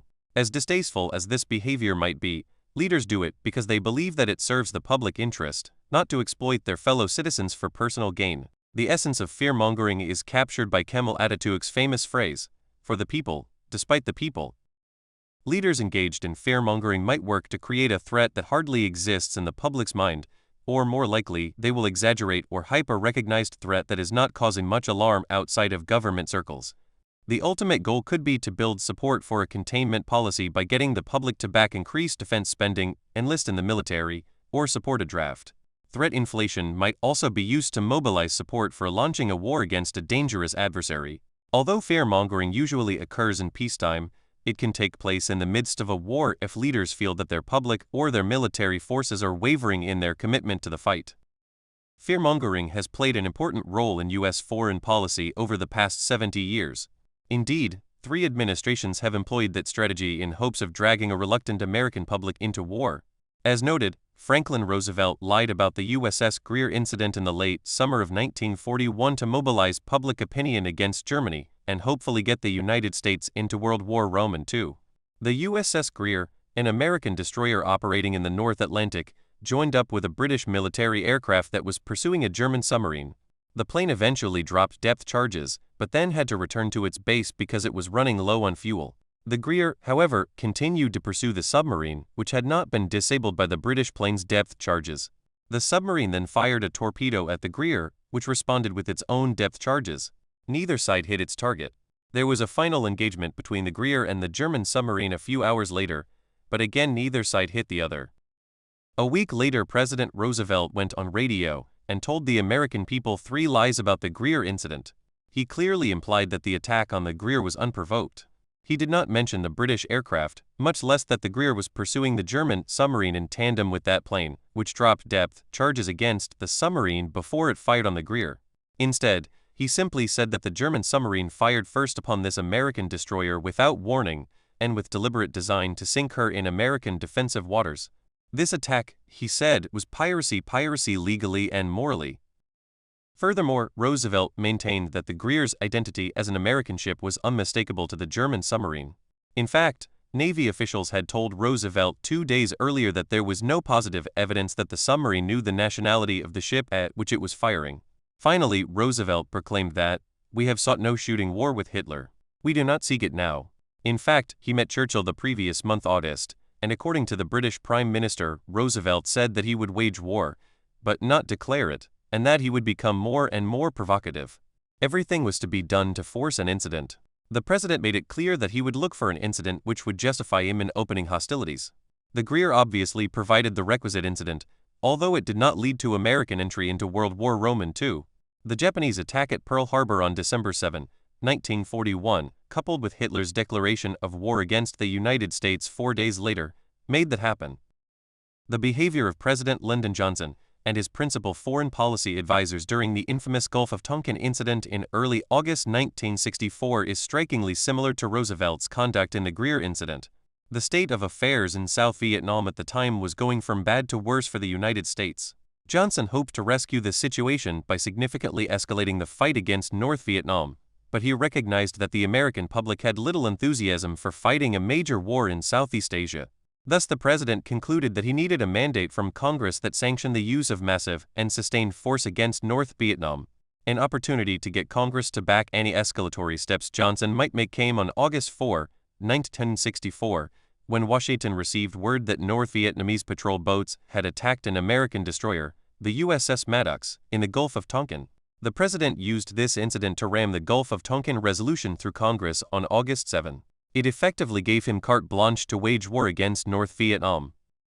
The Johnson administration told 2 lies about what happened in the waters off the coast of North Vietnam. First, the president and his aides purposely gave the impression that there was no doubt that the August 4 attack had actually taken place.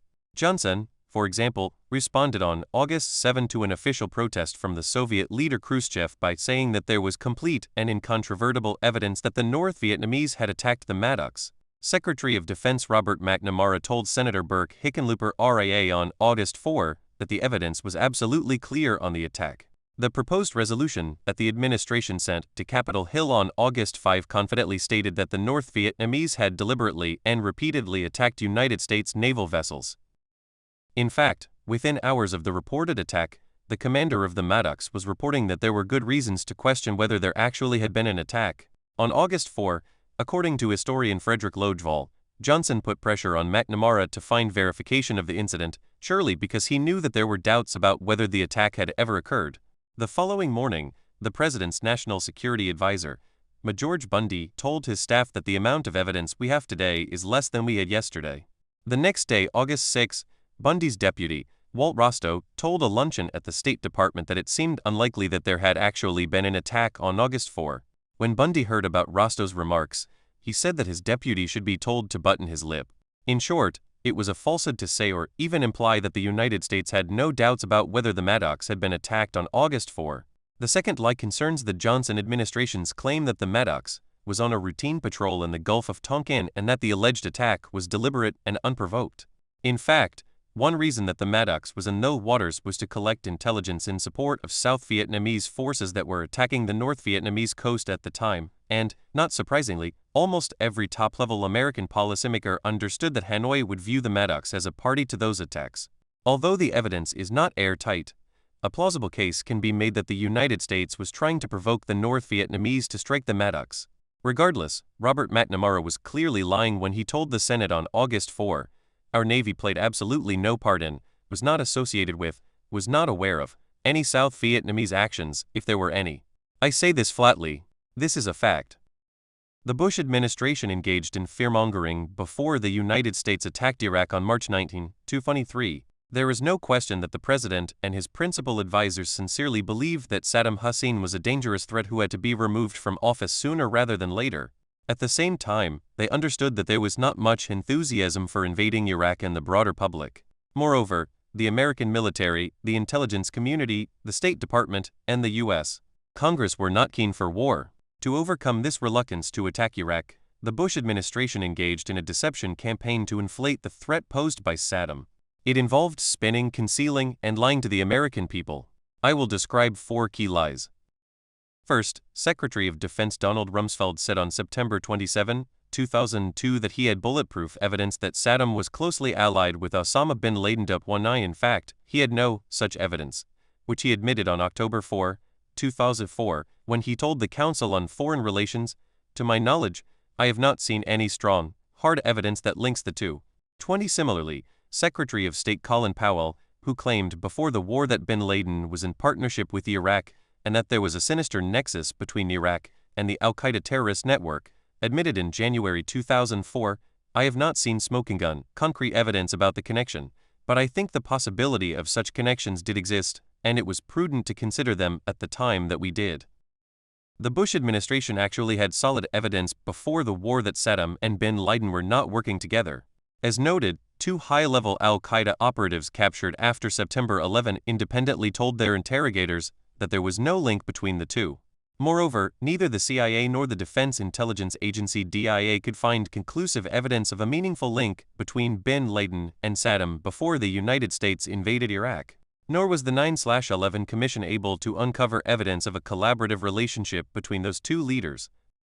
Second, the architects of the war often claimed that the United States knew with absolute certainty that Iraq had particular WMD capabilities, when, in fact, that was not true. There were, of course, good reasons to suspect that Saddam might have chemical and biological weapons, but there was no direct evidence that he possessed those capabilities. Indeed, when Rumsfeld and General Tommy Franks briefed Bush on September 6, 2002, Franks said, "Mr. President, we've been looking for Scud missiles and other weapons of mass destruction for 10 years and haven't found any yet, so I can't tell you that I know that there are any specific weapons anywhere. I haven't seen Scud one." Nor did the intelligence agencies have hard evidence that Iraq possessed WMD-25. Moreover, the UN weapons inspectors were unable to find any evidence of WMD between November 2002 and March 2003, despite having the freedom to look anywhere they wanted inside Iraq. And of course, if the US government knew where those weapons were, they could have alerted the UN inspectors and helped them find the WMD. Despite this lack of hard evidence, Vice President Cheney told the veterans of foreign wars in late August 2002 that there is no doubt that Saddam Hussein now has weapons of mass destruction. There is no doubt that he is amassing them to use against our friends, against our allies, and against us. Secretary of State Powell said 1 month later that there is no doubt he has chemical weapons stocks. On February 5, 2003, he told the UN, "There can be no doubt that Saddam Hussein has biological weapons and the capability to produce more, many more." Following suit, President Bush said on March 17, 2003, "Intelligence gathered by this and other governments leaves no doubt that the Iraq regime continues to possess and conceal some of the most lethal weapons ever devised." That same month, Secretary Rumsfeld went even further by saying that the United States knew Saddam had WMD because we know where they are. Another example of this line of deception was Vice President Cheney's claim on September 8, 2002 that we do know, with absolute certainty, that Saddam is using his procurement system to acquire the equipment he needs in order to enrich uranium to build a nuclear weapon. The equipment that Cheney was referring to was the widely discussed aluminum tubes that Iraq had procured from abroad. However, there was sharp disagreement within the intelligence community about the ultimate purpose of those tubes. Some analysts argued that they were designed for centrifuges that would help make nuclear weapons. But others, including experts in the Department of Energy, the agency with the greatest technical expertise on the subject, believed correctly that they were designed for artillery rockets. More generally, there were serious doubts within the intelligence community about whether Saddam had reconstituted his nuclear weapons program. In short, we did not know with absolute certainty that Iraq was trying to procure aluminum tubes to enrich uranium. Third, the Bush administration made numerous statements before the war that were designed to imply that Saddam was in part responsible for the attacks on September 11. But the president and his advisors never explicitly said that he was linked to those events.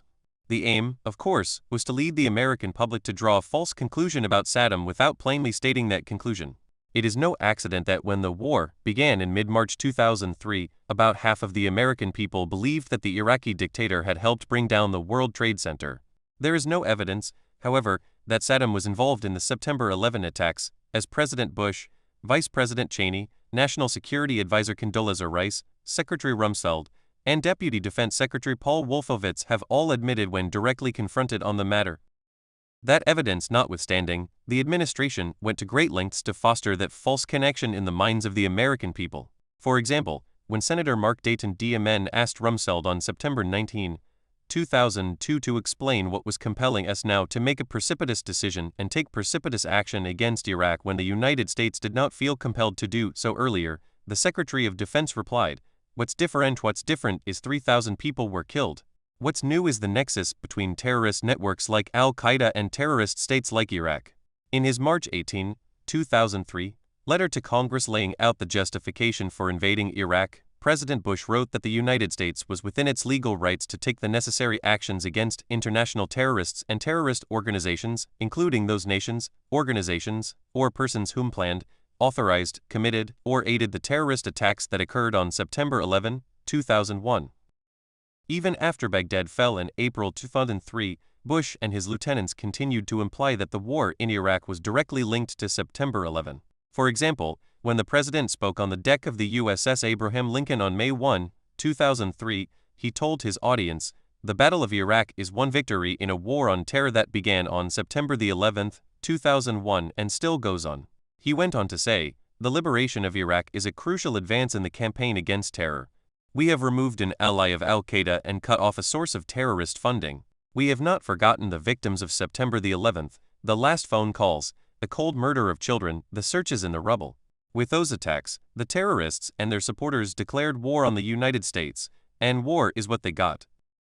Vice President Cheney, who has also played a key role in spreading this falsehood, said on September 14, 2003, that if the United States prevails in Iraq, we will have struck a major blow right at the heart of the base, if you will, the geographic base of the terrorists who have had us under assault now for many years, but most especially on 9/11. Again, there is no evidence that Saddam was in cahoots with bin Laden, much less that the Iraqi dictator helped Al-Qaeda in any way on September 11. The Bush administration was undoubtedly still peddling this bogus story to sustain support for the Iraq War, which had begun to go badly in the late summer of 2003. Fourth, in the year before the war, President Bush and his advisors frequently said that they hoped to find a peaceful resolution to the Iraq crisis, and that war was an option of last resort. For example, Bush told Italian Prime Minister Silvio Berlusconi on January 30, 2003, that he had not made a decision on whether to use force against Iraq, and then told the American people, with Berlusconi at his side, that it was still possible to avert war, although time was running short. The following week in Munich, Rumsfeld said publicly, "We still hope that force may not be necessary to disarm Saddam Hussein. Let me be clear, no one wants war." In fact, the Bush administration was bent on war by the summer of 2002, if not earlier, and the decision to deal with Saddam by going to the UN in September 2002 was designed to provide diplomatic cover, not to avoid the war. For example, Richard Haass, the head of policy planning in the State Department, says he knew that war was inevitable after meeting with Condoleezza Rice in early July 2002. He asked the National Security Advisor whether it made sense to put Iraq front and center at this point, given the war on terrorism and other issues. And she said, essentially, that decision's been made, don't waste your breath. At roughly the same time, British policymakers concluded that Washington was bent on war against Iraq. Their thinking is summarized in a summary of a meeting chaired by Prime Minister Tony Blair on July 23, 2002. It reads, "See, the head of Britain's Secret Intelligence Service reported on his recent talks in Washington. There was a perceptible shift in attitude. Military action was now seen as inevitable. Bush wanted to remove Saddam through military action, justified by the conjunction of terrorism and WMD." It went on to say, "The Foreign Secretary said he would discuss this with Colin Powell this week. It seemed clear that Bush had made up his mind to take military action, even if the timing was not yet decided." Finally, Bush met with Colin Powell on January 13, 2003 and told him that he had decided to go to war against Iraq. That meeting took place a few weeks before Bush told the American public and Berlusconi that it might still be possible to avoid using force against Saddam, and a few weeks before Rumsfeld told a Munich audience that war was not inevitable.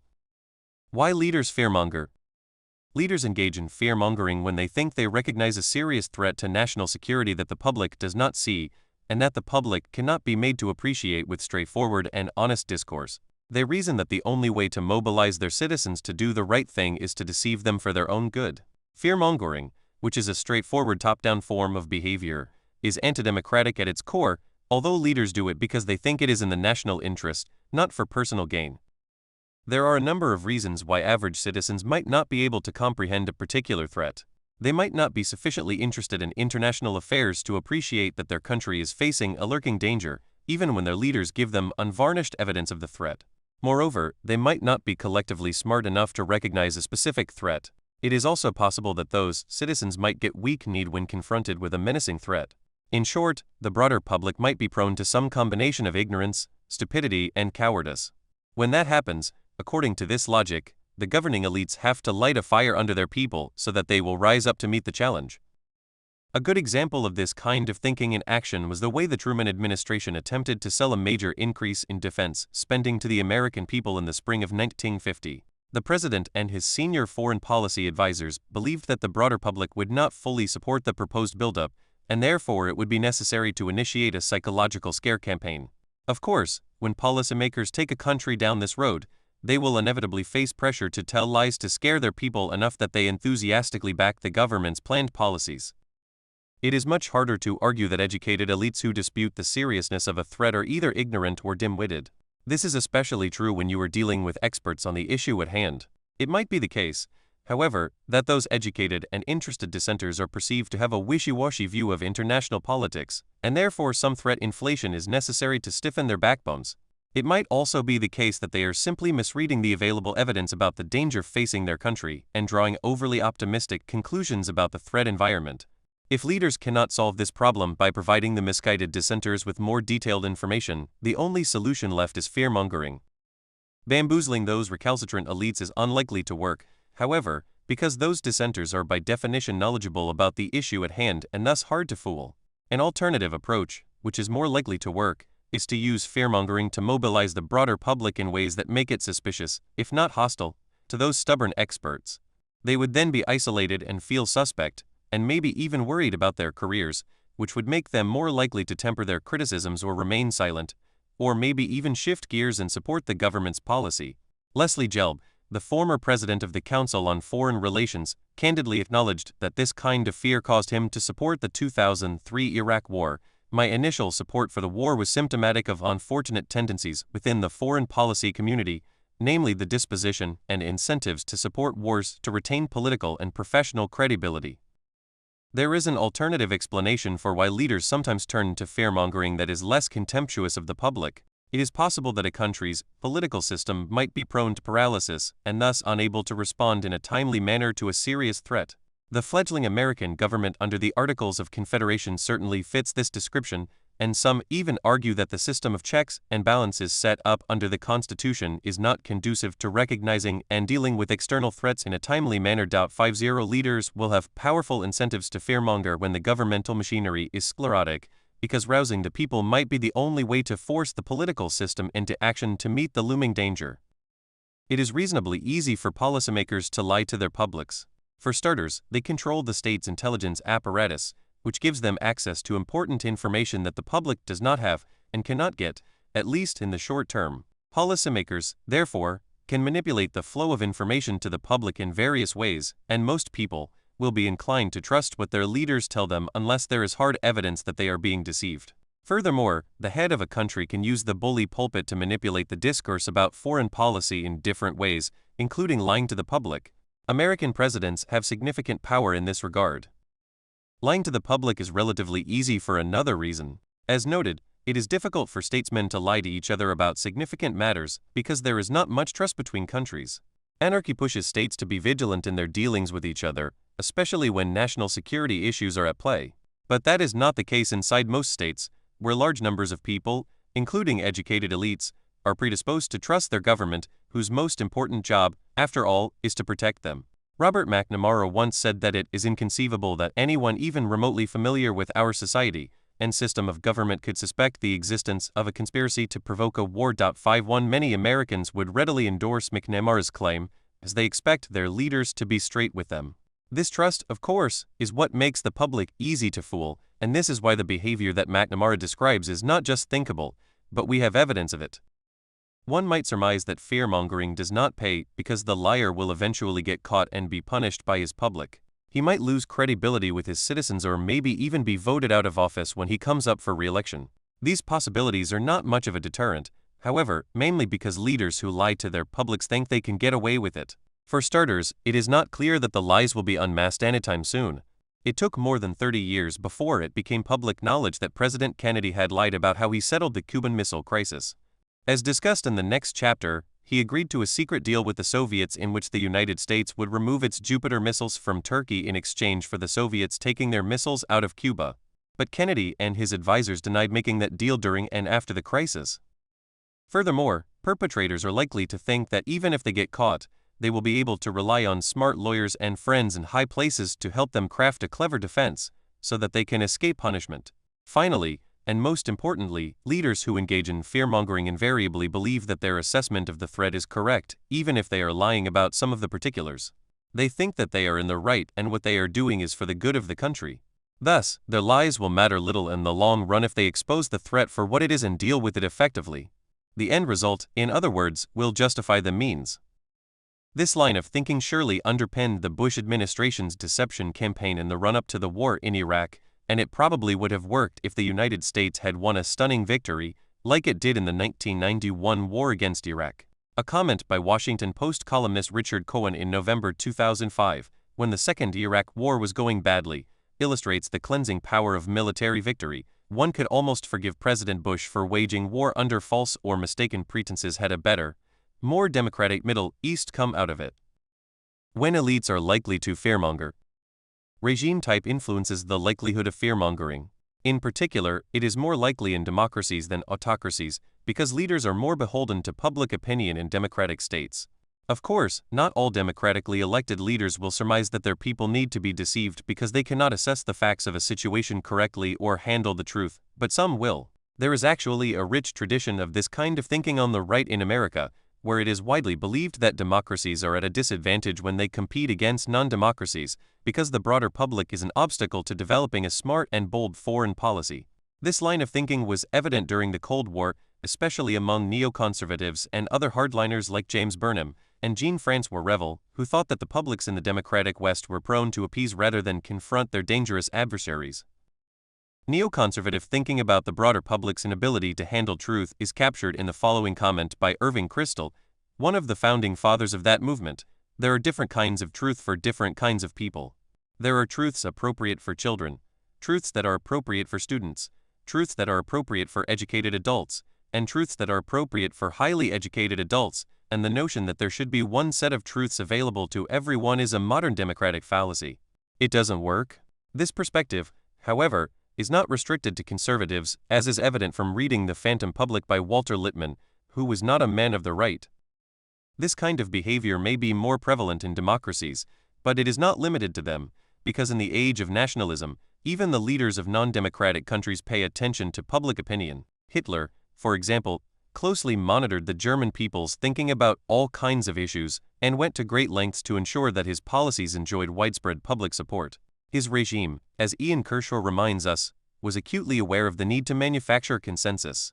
Nevertheless, the more autocratic or the more firm the autocrat's grip on his society, the less likely the need for fear-mongering.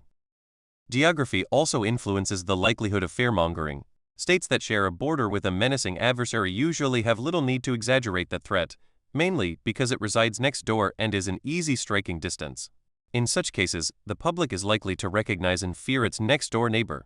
On the other hand, countries that do not share a border with a dangerous opponent are more likely to have cause to rely on fear-mongering.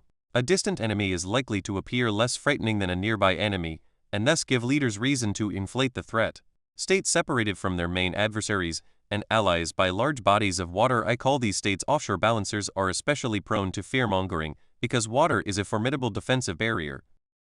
Comparing the amount of threat inflation in each of the major powers during World War I illustrates how geography influences the rhetoric that leaders employed to describe their adversaries. There was much less fear-mongering about the German threat in France and Russia than there was in Britain and the United States. This is hardly surprising, since the two Anglo-Saxon countries are offshore balancers. In contrast, France and Russia not only shared a border with the Kaiserate, but they were also fighting the German army on their own territory. Germany itself had little need to threaten fleet during the war, since it was fighting against adversaries located on both its eastern and western borders. Finally, leaders promoting wars of choice, especially preventive wars, are likely to engage in fearmongering. It is difficult to motivate the public to support a preventive war, which is when one country attacks another that is not an imminent threat to it at that time, but might be sometime in the future. Because the threat is not serious at the moment, the public's sense of danger is unlikely to be high. Moreover, given the difficulty of predicting the future, many citizens are likely to think that the threat might not ever materialize for one reason or another. Preventive wars are also prohibited by international law as well as just war theory, which make them a hard sell in many countries around the world.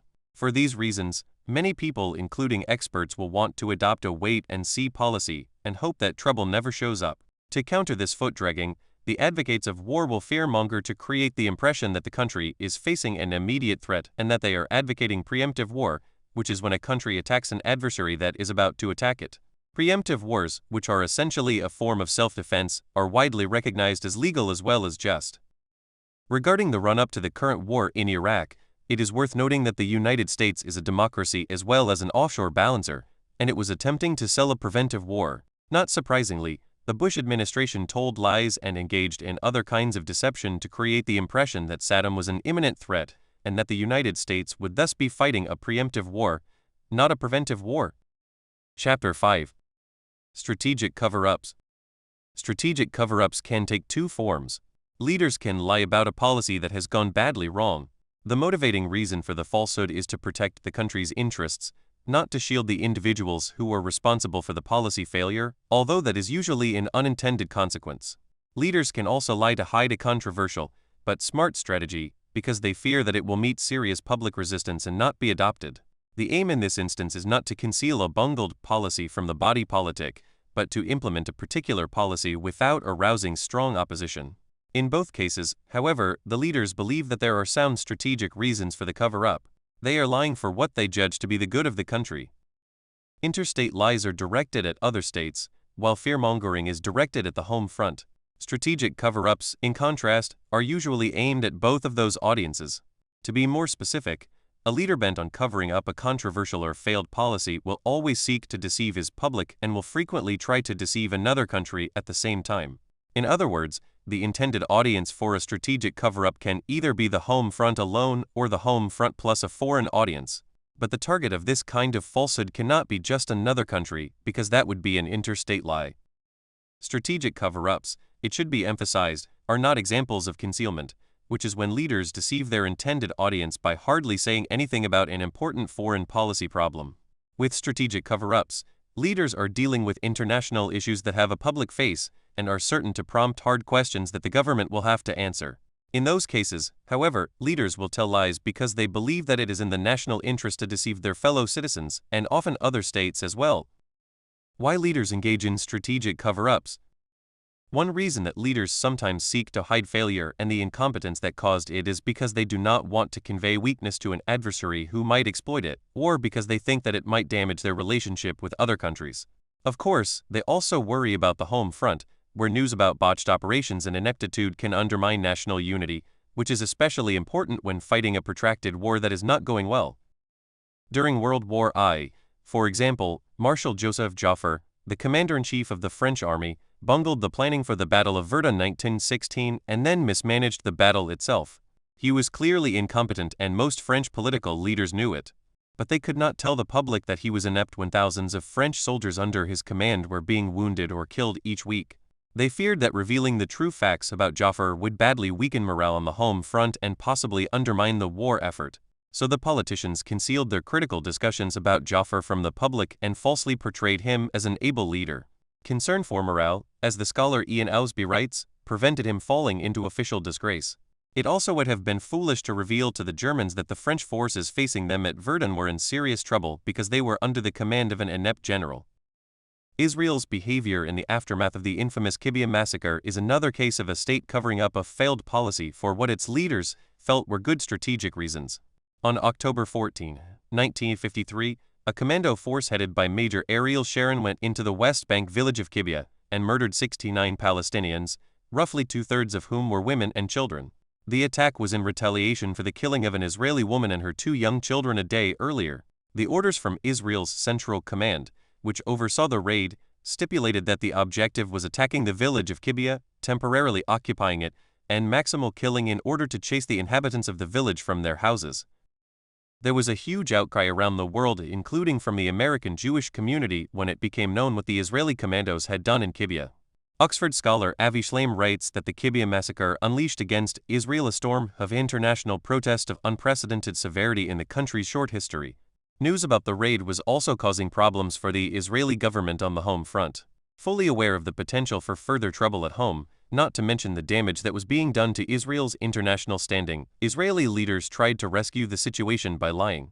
On October 19, Israeli historian Benny Morris writes, Prime Minister David Ben-Gurion went on the air with a wholly fictitious account of what happened. He blamed the massacre on Jewish frontier settlers and said, "The government of Israel rejects with all vigor the absurd and fantastic allegation that 600 men of the IDF took part in the action.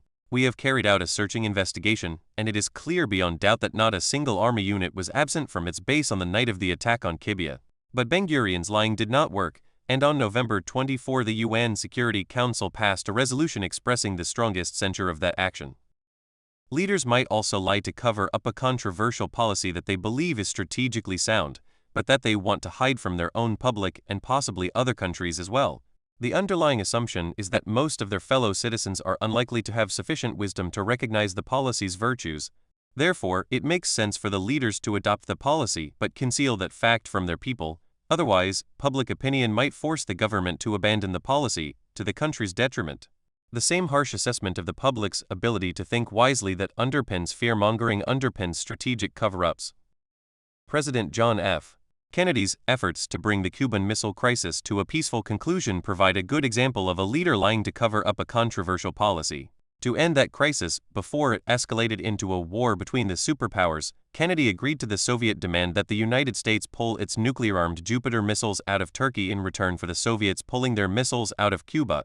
The president understood that this concession would not play well with the American public, especially with the political right, and would also damage Washington's relations with its NATO allies, especially Turkey. So he told the Soviets that they could not speak openly about the deal, or else he would have to deny it and ultimately renege on it. Still, there were suspicions in the West that such a deal had been cut, and the Kennedy administration was queried on the matter. The president and his principal advisors lied and denied that there had been an agreement to take the Jupiters out of Turkey. In retrospect, it appears to have been a noble lie, since it helped defuse an extremely dangerous confrontation between two states armed with nuclear weapons. Between 1922 and 1933, the German military trained in the Soviet Union in clear violation of the Versailles Treaty. German leaders were fearful that if these activities were exposed, they would be heavily criticized by Weimar Germany's political left, as well as by Britain and France, who would all push hard to end this valuable, but illegal arrangement. Not surprisingly, the German government lied to help conceal it. An even more controversial case occurred in Britain during the mid-1950s, when Parliament began to hear stories that the colonial government in Kenya was running a gulag for Mau Mau independence fighters. The British government feared that if this story became widely known, public opinion would force an end to Britain's violent policies in Kenya, which would probably mean victory for the Mau Mau. That precedent, of course, would not bode well for maintaining the larger empire. To deal with these explosive revelations, British leaders lied about the Kenyan gulag and smeared the individuals who tried to expose it. Finally, we now know that Japan reached a number of secret agreements with the United States during the Cold War. For example, Tokyo agreed in 1969 to allow nuclear-armed American ships to dock at Japanese ports. There was also a secret accord that called for Japan to help pay a large part of the cost of stationing American troops on Japanese soil. These agreements would have been exceedingly controversial had they been made public. In fact, the ensuing uproar probably would have forced Japan's leaders to abrogate them. After all, the law in Japan prohibited nuclear-armed vessels from entering Japanese ports. Because the leadership thought that the accords were in Japan's national interest, they were hidden from the public. However, it did not take long before outsiders began to suspect that those agreements existed, and point-blank questions about them were directed at Japanese leaders. Not surprisingly, they responded by lying and denying that those deals had been struck.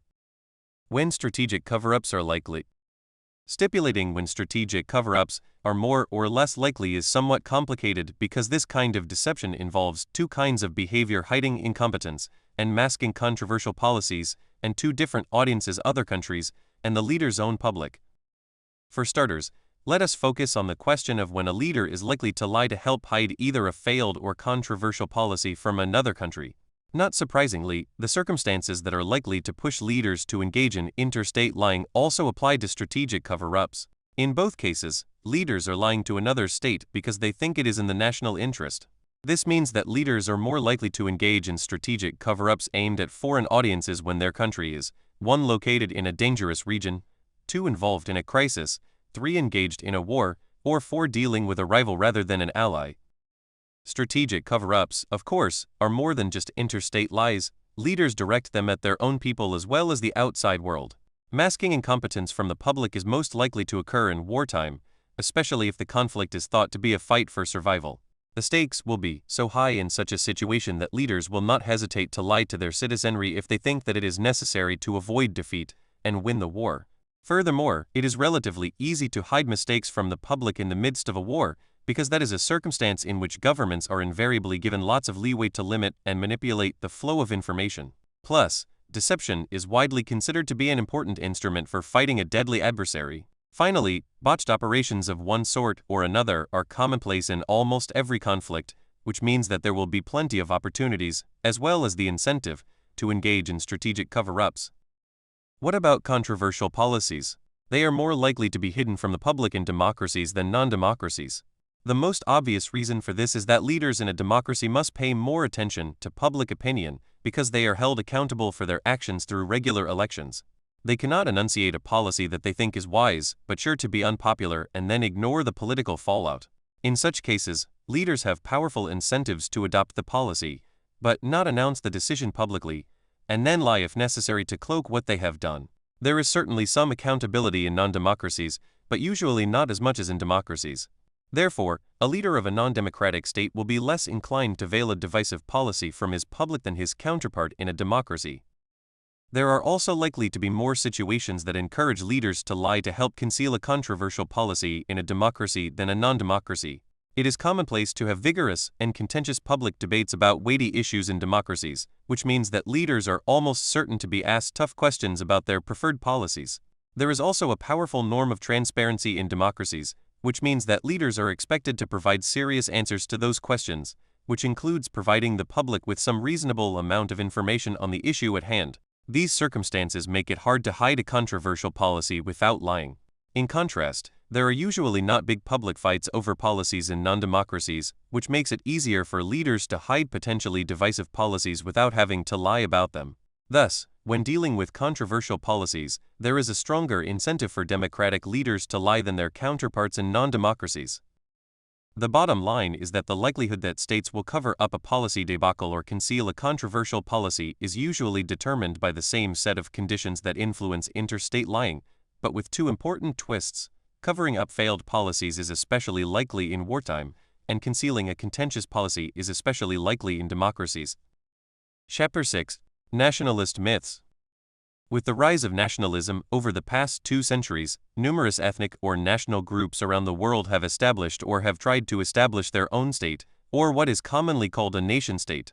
In the process, each group has created its own sacred myths about the past that portray it in a favorable way and portray rival national groups in a negative light.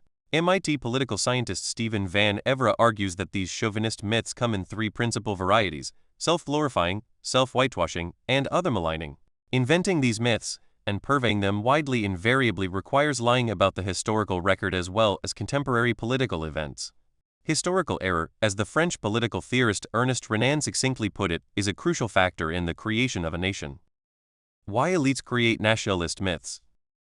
The elites who dominate a nation's discourse are largely responsible for inventing its myths, and they do so for 2 main reasons. These false stories help fuel group solidarity. They help create a powerful sense of nationhood, which is essential for building and maintaining a viable nation-state. In particular, these fictions help give members of a national group the sense that they are part of a noble enterprise, which they should not only be proud of, but for which they should be willing to endure significant hardships, including fighting and dying if necessary. This need to accentuate the positive in a nation's past is reflected in a law passed by the French government in February 2005, which mandated that high school history courses and textbooks must henceforth emphasize the positive aspects of French colonialism. The creation of national myths, however, is not simply a case of elites concocting false stories and transmitting them to their publics. In fact, the common people invariably hunger for these myths. They want to be told stories about the past in which they are portrayed as the white hats and opposing nations as the black hats. In effect, nationalist myth-making is driven from below as well as from above. Elites also create national myths to gain international legitimacy.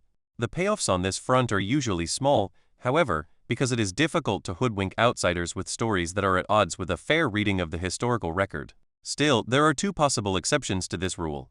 Leaders might be able to sell their national myths to a close ally who has a vested interest in accepting those false stories as true.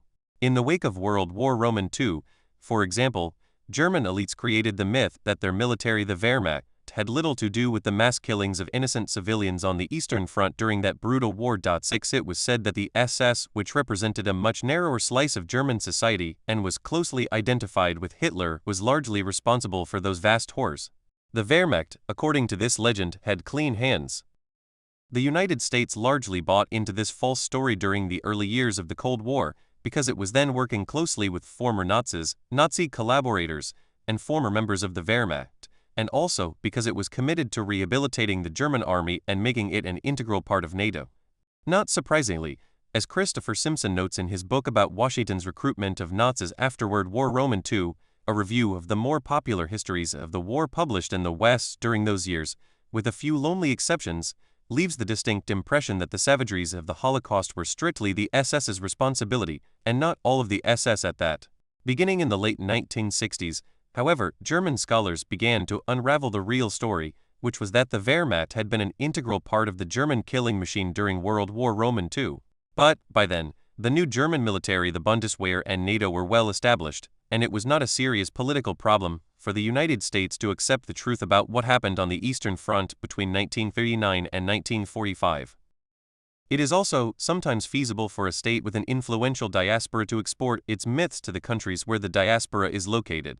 Perhaps the best example of this phenomenon involves Israel and the American Jewish community. There was no way that the Zionists could create a Jewish state in Palestine without doing large-scale ethnic cleansing of the Arab population that had been living there for centuries. This point was widely recognized by the Zionist leadership well before Israel was created. The opportunity to expel the Palestinians came in early 1948 when fighting broke out between the Palestinians and the Zionists in the wake of the UN decision to partition Palestine into two states. The Zionists cleansed roughly 700,000 Palestinians from the land that became Israel, and adamantly refused to let them return to their homes once the fighting stopped. Of course, this was a story that cast Israel in the role of the victimizer and would make it difficult for the fledgling state to win friends and influence people around the world, especially in the United States. Not surprisingly, Israel and its American friends went to great lengths after the events of 1948 to blame the expulsion of the Palestinians on the victims themselves. According to the myth that was invented, the Palestinians were not cleansed by the Zionists. Instead, they were said to have fled their homes because the surrounding Arab countries told them to move out, so that their armies could move in and drive the Jews into the sea. The Palestinians could then return home after the Jews had been cleansed from the land. This story was widely accepted not only in Israel, but also in the United States for about 4 decades, and it played a key role in convincing many Americans to look favorably upon Israel in its ongoing conflict with the Palestinians. Israeli scholars, however, have demolished that myth and others over the past 2 decades, and the new history has slowly begun to affect the discourse in the United States about the Israeli-Palestinian conflict in ways that make at least some Americans less sympathetic to Israel's past and present actions toward the Palestinians. When elites engage in nationalist myth-making, nations continuously purvey their core myths because most individuals in the group need those stories to make sense of their own identity and because they foster group solidarity. So, one could say that nationalist myth-making happens all the time. Of course, those stories have to be updated from time to time, as new information about the past emerges and fresh myths have to be created to deal with significant new episodes in the nation's history. Thus, one would expect the telling of nationalist lies to intensify in the wake of wars and other high-profile incidents where there are serious disputes about the behavior of the nation in question, which might even trigger renewed controversy about older disputes which had been quiescent. In such cases, elites will work overtime to portray their nation in the most positive light and rival nations in the harshest possible light. One would also expect nationalist myth-making to be especially intense when there are serious disputes about a country's founding. The legitimacy of a state is bound up in important ways with the circumstances surrounding its birth, and most people do not want to think that their country was born in sin. How much lying takes place in such cases is largely a function of two factors: the level of brutality involved in creating the nation-state, and how recently it happened. Specifically, the more brutal the state-building process is, the more bad behavior there is to hide, and thus the greater the need for elites to lie about what actually happened when the state was created. Self-whitewashing myths, as Van Everen notes, are probably the most common of his three kinds of nationalist lies. 9 And the more recent the relevant events, the more likely it is that people on different sides of the conflict will remember and care deeply about them. In short, when the founding of a country was recent and cruel, the elites will have to work overtime to fabricate a story that portrays their side as knights in shining armor and the other side as the devil incarnate. Consider, for example, the 15 states that emerged from the wreckage of the former Soviet Union. There was little need for the elites in any of those countries to invent false stories about how they came into being in 1991, largely because the breakup of the Soviet Union was remarkably peaceful. All of those remnant states, of course, have powerful incentives to lie about other aspects of their long histories, and they do.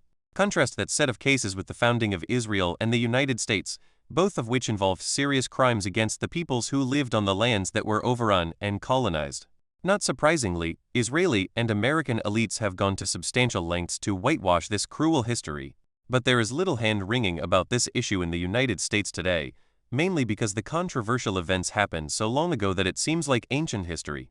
Israel's creation, on the other hand, is much more recent, and how it happened is a remarkably contentious subject, not just because the Palestinians have a growing voice in the discourse, but also because a handful of scholars, many of whom are Israeli, have challenged Israel's founding myths. As one might expect, most Israelis and most of their American supporters have not changed their thinking about Israel's birth, but instead have redoubled their efforts to sell the myths. Chapter 7. Liberal Lies. There is a well-developed body of norms that prescribe acceptable forms of state behavior and prescribe unacceptable conduct in both peacetime and wartime. These norms are closely linked to just war theory and liberal ideology more generally, and many of them are codified in international law. Most statesmen claim that they accept these liberal norms and invariably emphasize their commitment to the rule of law. Nevertheless, leaders sometimes conclude that their national interest compels them to act in ways that contradict these rules. This behavior includes invading other countries for strategic gain and launching preventive wars, as well as waging war in vicious ways that violate just war theory. For example, Duke political scientist Alexander Downes shows in his seminal book Targeting Civilians in War that desperation to win and to save lives on one's own side in costly, protracted wars of attrition causes belligerents to target enemy civilians. Indeed, he shows that democracies are somewhat more likely than non-democracies to target civilians. Remember that the United States purposely killed about 900,000 Japanese civilians in the last 5 months of World War II, not because it feared losing the war, but because it wanted to win the war without having to invade the Japanese homeland. General Curtis LeMay, who was in charge of that murderous bombing campaign, once remarked, "If we'd lost the war, we'd all have been prosecuted as war criminals." Such brutal state behavior, however, is not restricted to wartime. The United States, for example, played the leading role in getting the UN to impose economic sanctions on Iraq from August 1990 until May 2003. That financial and trade embargo helped create a humanitarian disaster, killing about 500,000 Iraqi civilians according to UNICEF estimates. Statesmen also form alliances with particularly odious countries when they believe that it makes good strategic sense. To defeat Nazi Germany in World War II, both Prime Minister Winston Churchill and President Franklin D. Roosevelt worked closely with Joseph Stalin, who was not simply a tyrant, but was also one of the greatest mass murderers of all time. When states act in ways that run counter to liberal norms or international law, their leaders often invent false stories that are designed to mask what they are doing. Not surprisingly, both British and American elites, including academics, journalists, and policymakers, went to considerable lengths during World War II to portray Stalin in a favorable light, so that it would not appear that Britain and the United States were run by ruthless statesmen who would cooperate with one tyrannical mass murderer to defeat another. 6 Thus, he was frequently described as friendly Uncle Joe, while the stark differences between the American and Soviet political systems were sometimes played down, giving the impression that the Soviet Union was a democracy too. The Western Allies' efforts to portray Stalin as something he was not was put to a severe test in the spring of 1943, when it became apparent to both Churchill and Roosevelt that the Soviets had murdered thousands of Poles, most of whom were army officers, in the Katyn Forest 3 years earlier in the spring of 1940. As one British policymaker remarked at the time, "It is obviously a very awkward matter when we are fighting for a moral cause and when we intend to deal adequately with war criminals, that our allies should be open to accusations of this kind." Nevertheless, the British government went right to work blaming the killings on Nazi Germany, knowing that the Soviets were actually responsible. The Foreign Office maintained that the story should be treated as a German attempt to undermine Allied solidarity, while the Political Warfare Executive, a key government unit involved in the propaganda war, issued a directive saying, "It is our job to help to ensure that history will record the Katyn Forest incident as a futile attempt by Germany to postpone defeat by political methods." Another case of liberal lies involves Nazi Germany's efforts to blame Poland for starting World War II on September 1, 1939. On that fateful day, Hitler told the Reichstag that he had been patiently waiting for 2 days for the Polish government to send a plenipotentiary to talk with him, but none arrived. 10 The clear implication was that he was interested in finding a diplomatic solution to the dispute between the two countries over the future of Danzig and the Polish corridor, but Poland would not cooperate with him because its leaders were not interested in peace.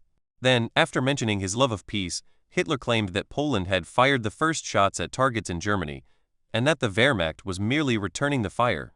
Germany, in other words, was acting in self-defense. In fact, Germany had staged a series of border incidents on the evening of August 31 that were designed to make it look like Poland started the war, when it was actually the victim of Nazi aggression. A final example concerns the British aerial bombing strategy against Germany during World War II. Beginning in the early spring of 1942, Bomber Command began a sustained area bombing campaign, which guaranteed that many German civilians would die. The British government did not want to tell its public that it was purposely killing civilians, because this was a gross violation of the laws of war. Instead, officials lied and said that the attacks were confined to military targets, because the intentional bombardment of civilian populations, as such, is forbidden. As the historian Max Hastings notes, from beginning to end of the war, ministers prevaricated indeed, lied flatly again and again about the nature of the bomber offensive. Why elites tell liberal lies? One might think that there is little need to tell liberal lies, since most people intuitively understand that international politics is a nasty and dangerous business, and that countries sometimes have good reason to act in ways that are contrary to liberal norms or international law. While there is an element of truth in that argument, the fact is that most people still prefer to think whenever they can that their country is acting justly while their adversaries are not. Thus, leaders sometimes lie to cover up their country's ruthless behavior because their publics simply do not want to hear the truth. The logic here is similar to the one that underpins nationalist mythmaking. Of course, leaders themselves are often moved to lie because they want to portray themselves as responsible and law-abiding members of the international community, and sometimes because they fear being brought to trial down the road. Even Osama bin Laden felt the need to explain why Al-Qaeda was justified in killing thousands of civilians on September 11. The fact is that many people around the world identify with the well-established body of liberal norms and rules that are supposed to guide state behavior, and they want to believe that their government acts in accordance with them. Political theorist Michael Walzer captures this point when he writes, "The clearest evidence for the stability of our values over time is the unchanging character of the lie soldiers and statesmen tell. They lie in order to justify themselves, and so they describe for us the lineaments of justice." 13. Furthermore, as with nationalist mythmaking, leaders tell liberal lies to gain legitimacy abroad. But the payoffs here are likely to be just as small for the same reasons. Outsiders are likely to have a good appreciation of what actually happened in the events that are being lied about and therefore be hard to fool. Of course, it might occasionally be possible to deceive a lot of people in a friendly country who have strong incentives, be they ideological or strategic, for believing certain liberal falsehoods. In short, liberal lies are hard to sell abroad, especially when they involve recent events. When liberal lying is likely. Virtually all leaders, whether they head up autocracies or democracies, are wont to justify their behavior in terms of liberal norms and international law, even when their actions are principally motivated by the kind of hard-headed strategic calculations identified with realism. However, this penchant for liberal rhetoric does not create problems as long as a country's behavior is consistent with both realist and liberal dictates, as it often is. For example, America's participation in the fights against Imperial Japan and Nazi Germany in World War II was easily defensible on moral as well as strategic grounds. The same could be said of the United States' decision to contain the Soviet Union during the Cold War, or to go to war against Iraq in 1991. Problems arise, however, when realist and idealist imperatives are at odds with each other. In those cases, elites will usually act like realists and talk like liberals, which invariably necessitates deception, including lying. Chapter 8. The downside of telling international lies. Up to now, I have focused on the potential benefits of international lying. The emphasis has been on showing what leaders might gain for their country by telling lies to other countries or to their own people. However, there are costs as well as benefits associated with the different types of international lies that I have identified. There can even be a price to pay when a lie works as intended. To assess the negative aspects of international lying, and please remember that I'm looking at the matter from a strictly utilitarian perspective, it is necessary to consider how each of the 5 kinds of lies affects a country's domestic politics, as well as its foreign policy. Different criteria are needed to evaluate the possible negative effects of lying in each realm. Let me start by describing the main criterion for domestic politics. Pervasive lying will inevitably do grave damage to any body politic, because it creates a poisonous culture of dishonesty. Therefore, it makes eminently good sense for leaders and their fellow citizens to work to minimize the amount of lying that takes place in their country. This is not a simple task, however, because there are sometimes powerful incentives for individuals to lie and cheat to get ahead, even though such selfish behavior is bad for the society at large. Just think about Bernie Madoff, the Wall Street investor who defrauded thousands of clients of billions of dollars. Of course, he is not lacking for company, which is why governments monitor and regulate the behavior of their citizenry in various realms, and why the elites in most societies routinely condemn lying about domestic political and economic matters. Given this situation, telling international lies raises a potential danger that is deeply worrisome. Specifically, there is the possibility that lying about matters relating to foreign policy might have a blowback effect on everyday life inside a country's borders. In other words, lying about international politics in a visible way, even if it makes good strategic sense, might spill into the national arena and cause significant trouble by legitimizing and encouraging dishonesty in daily life. Too much concealment and spinning can also have unfortunate consequences, but those kinds of deception are not nearly as dangerous as rampant lying. Routine lying has at least 4 dangerous consequences for life on the home front, all of which are especially serious for democracies. Widespread lying makes it difficult for citizens in a democracy to make informed choices when they vote on issues and candidates, simply because there is a good chance that they are basing their decisions on false information. How can a voter hold a politician or leader accountable when it is impossible to know the truth about that person's actions? Democracies operate best when they include a reasonably efficient marketplace of ideas, which can only work when citizens have reliable information and there are high levels of transparency and honesty. Lying by government officials to each other or the public can also cripple a state's policymaking process, whether it is a democracy or not. The main reason is that the transaction costs in a world of deceit are enormous, because policymakers cannot trust each other, and thus they have to devote extra time and resources to making sure that the information they have at their disposal is accurate. But even when they perform due diligence, they still might not get all of their facts correct, in which case their decisions will be based on false information, which would greatly increase the chances of pursuing wrong-headed policies. Furthermore, promiscuous lying can undermine the rule of law, which is at the heart of democratic life. Patrick J.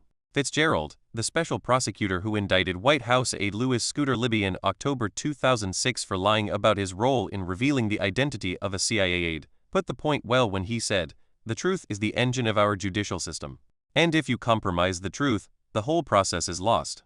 Of course, laws exist in part to punish lying, which means that some modicum of dishonesty is expected in any society. But lying cannot be widespread. There has to be a substantial amount of honesty and trust in public life for any legal system to work effectively. Consider, for example, that George Ryan, the former governor of Illinois, who initially favored capital punishment, felt that he had to suspend all executions in his state because there was convincing evidence that many of the inmates on death row were convicted on the basis of lies and other improprieties. Finally, if lying is pervasive in a democracy, it might alienate the public to the point where it loses faith in democratic government and is willing to countenance some form of authoritarian rule. After all, it is hard to see how a democracy can remain viable for long if the people have no respect for their leaders, because they think they are a bunch of liars, and no respect for their institutions, because they think that they are deeply corrupt. In short, too much lying can do serious damage to any body politic. Switching gears, how might international lying adversely affect a country's foreign policy? As emphasized, leaders lie to each other and to their own people because they believe that doing so serves the national interest. And the sad fact is that lying sometimes does make good strategic sense.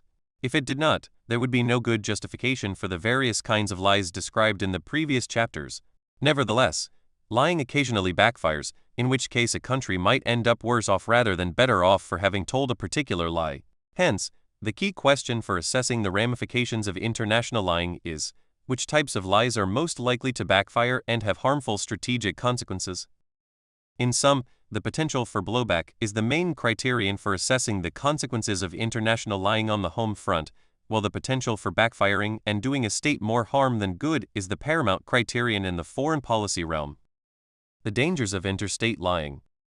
Interstate lying is unlikely to cause serious trouble at home. The danger of blowback is minimal in part because leaders do not lie to each other very often. The main reason, however, is that most people understand that the rulebook for international politics is different from the one used in domestic politics. In particular, they understand that leaders sometimes have to lie and cheat in their dealings with other countries, especially when they are dealing with a dangerous adversary. For better or for worse, lying is widely accepted as a necessary, albeit distasteful, tool of foreign policy. This is why statesmen and diplomats are rarely punished when they get caught telling interstate lies. In contrast, lying is generally considered to be wrong when the issue at hand is national in scope, mainly because a country's survival is seldom at stake when domestic politics are at play. It might seem unrealistic to think that interstate lying can be compartmentalized the way I describe it without encouraging or legitimizing lying on the home front.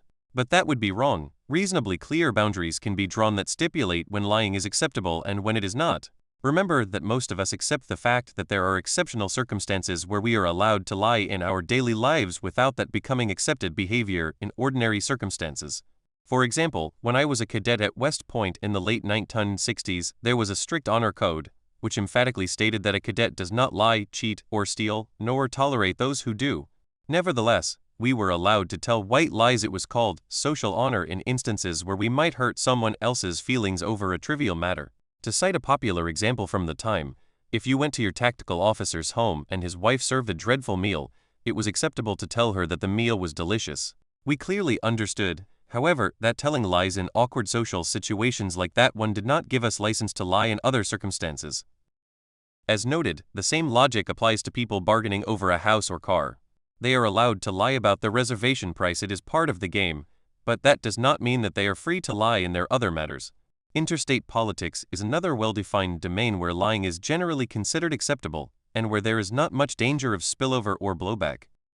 Turning to the international consequences, there is no doubt that interstate lying can backfire, just as any policy a state pursues can fail and harm the national interest. But there is nothing special about this particular kind of international lie that makes it prone to backfiring, as I will argue is the case with fear-mongering and strategic cover-ups. Moreover, the damage done when interstate lying goes awry is usually not major, which is not to deny that there are some costs.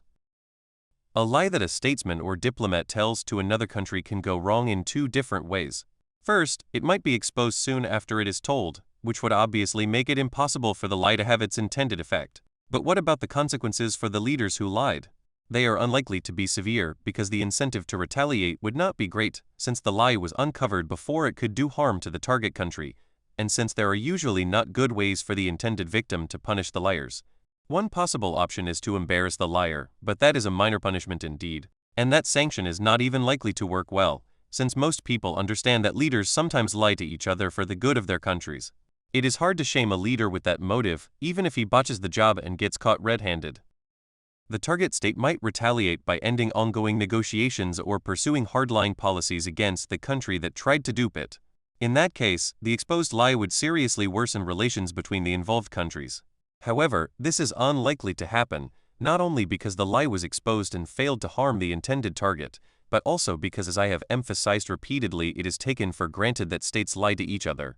There is no question that an unmasked lie could contribute to the deterioration of relations between two states, but it is highly unlikely that it would be the main driving force, which would almost certainly be some significant economic or political dispute between them. A case of backfiring that fits this profile occurred when the Eisenhower administration was caught telling a handful of blatant lies about the U-2 incident in the spring of 1960. The president himself felt humiliated when those lies were revealed, but more importantly, he was preparing at the time to meet with his Soviet counterpart, Nikita Khrushchev. Both leaders were hoping to improve relations between the superpowers and slow down the nuclear arms race. But the planned summit was scuttled, in part because of the administration's lies about the plane's mission. The main reason it failed, however, was that the incident revealed to the world that the United States was violating Soviet airspace and operating spy planes over the Soviet Union, which caused Khrushchev significant political problems at home and made it difficult for him to meet and cooperate with Eisenhower. In short, the lies that the president and his advisors told to Moscow mattered, but not that much. One might argue that getting caught telling a lie hurts a state's reputation, which can cause serious damage to its international position. As noted, reputation is important in the realm of low politics. If a country made a practice of telling lies when dealing with economic and mundane political issues, it would quickly develop a reputation for dishonesty, which would discourage other countries from interacting and cooperating with it. But this is one reason why there is little interstate lying when low politics are involved, which, of course, renders the reputation issue of little practical significance in this domain. In the realm of high politics, where lying seems to be more frequent but still not commonplace, reputation does not matter much. Whenever an issue directly involves a country's security, its leaders cannot afford to pay much attention to the reputation of other states, largely because they can never be sure that they will not be duped by a state with a good reputation. Just because a state has been honest 10 times does not mean it will be honest the 11th time. Being played for a sucker does not matter much when low politics are in play, but it could have disastrous consequences if a country's survival is at stake. Thus, when leaders are dealing with issues that involve national security, they largely discount the past behavior of other states, which effectively means that a damaged reputation is usually not a serious price to pay for getting caught in a lie. An interstate lie can backfire in a second way. Specifically, the deceit can go undetected for a long enough time for the intended target to be bamboozled by the false story. Nevertheless, the lie does not work as intended, and leaves the country that told it worse off than it would have been had it not lied. In other words, a leader can successfully tell a misconceived lie. A good example of this phenomenon is Khrushchev's lies about the Soviet missile force in the late 1950s. He greatly exaggerated Soviet capabilities to convince the United States not to threaten or attack the Soviet Union, and more generally to respect Moscow's interests and wishes around the world. But instead, the alleged missile gap scared the United States and caused it to significantly escalate the arms race at a time when Khrushchev was hoping to slow it down so that Moscow could spend more money on economic and social programs. As this case shows, even well-told lies sometimes backfire because the policy that they underpin is badly flawed. The perils of fear-mongering. Fear-mongering, unlike the lies that leaders tell each other, is likely to have serious negative consequences for both a state's internal politics and its foreign policy. To start, there is considerable potential for blowback. Leaders who engage in fear-mongering betray a certain contempt for their people and for democracy more generally. After all, they are lying because they do not think that their fellow citizens can be trusted to understand and support the right foreign policy, even if they are given a straightforward assessment of the threat environment. Trying to present the facts of the situation even more clearly and more forcefully will not work either. Therefore, to ensure that the country adopts the correct foreign policy, it is necessary to inflate the threat by deploying lies about the adversary and engaging in other forms of deception. The problem with this kind of behavior is that the leadership's low regard for the public is likely to spill over into the domestic realm. Once a country's leaders conclude that its citizens do not understand important foreign policy issues and thus need to be manipulated, it is not much of a leap to apply the same sort of thinking to national issues. In essence, fear-mongering makes it difficult to build a firewall between domestic and foreign policy, because the relationship between leaders and their people is basically the same in both domains. This is not to deny that the imperative to deceive is likely to be greater when foreign policy issues are on the table, because of the obvious link with the country's security. Fear-mongering is also prone to backfiring and producing foreign policy fiascos. The root of the problem is that the public debate about the threat environment cannot help but be distorted, since the leaders are purposely deceiving their people about the dangers facing their country. In essence, they do not think that an honest threat assessment is enough to get the public to do the right thing. Of course, there may be circumstances where the public is an obstacle to dealing effectively with a serious threat, and thus it makes good strategic sense for leaders to engage in fear-mongering. Indeed, a good case can be made that Roosevelt's lying about the Greer incident in 1941 was in the national interest, because the American people did not fully appreciate the danger that Nazi Germany presented to the United States. But it is also possible, maybe even likely, that the public is basically intelligent and responsible, and the reason that government leaders are having difficulty making their case is that they are misreading the threat and pushing a misguided policy. This outcome is especially likely if the government is facing substantial opposition from outside experts as well as the broader population. It seems likely that leaders offering sound arguments would be able to defend them in the marketplace of ideas most of the time anyway and not have to lie to the public, especially those experts who know the issue at hand. The fact that a leader feels compelled to fearmonger means that there is a good chance he is misreading the threat environment and that the public has gauged it correctly.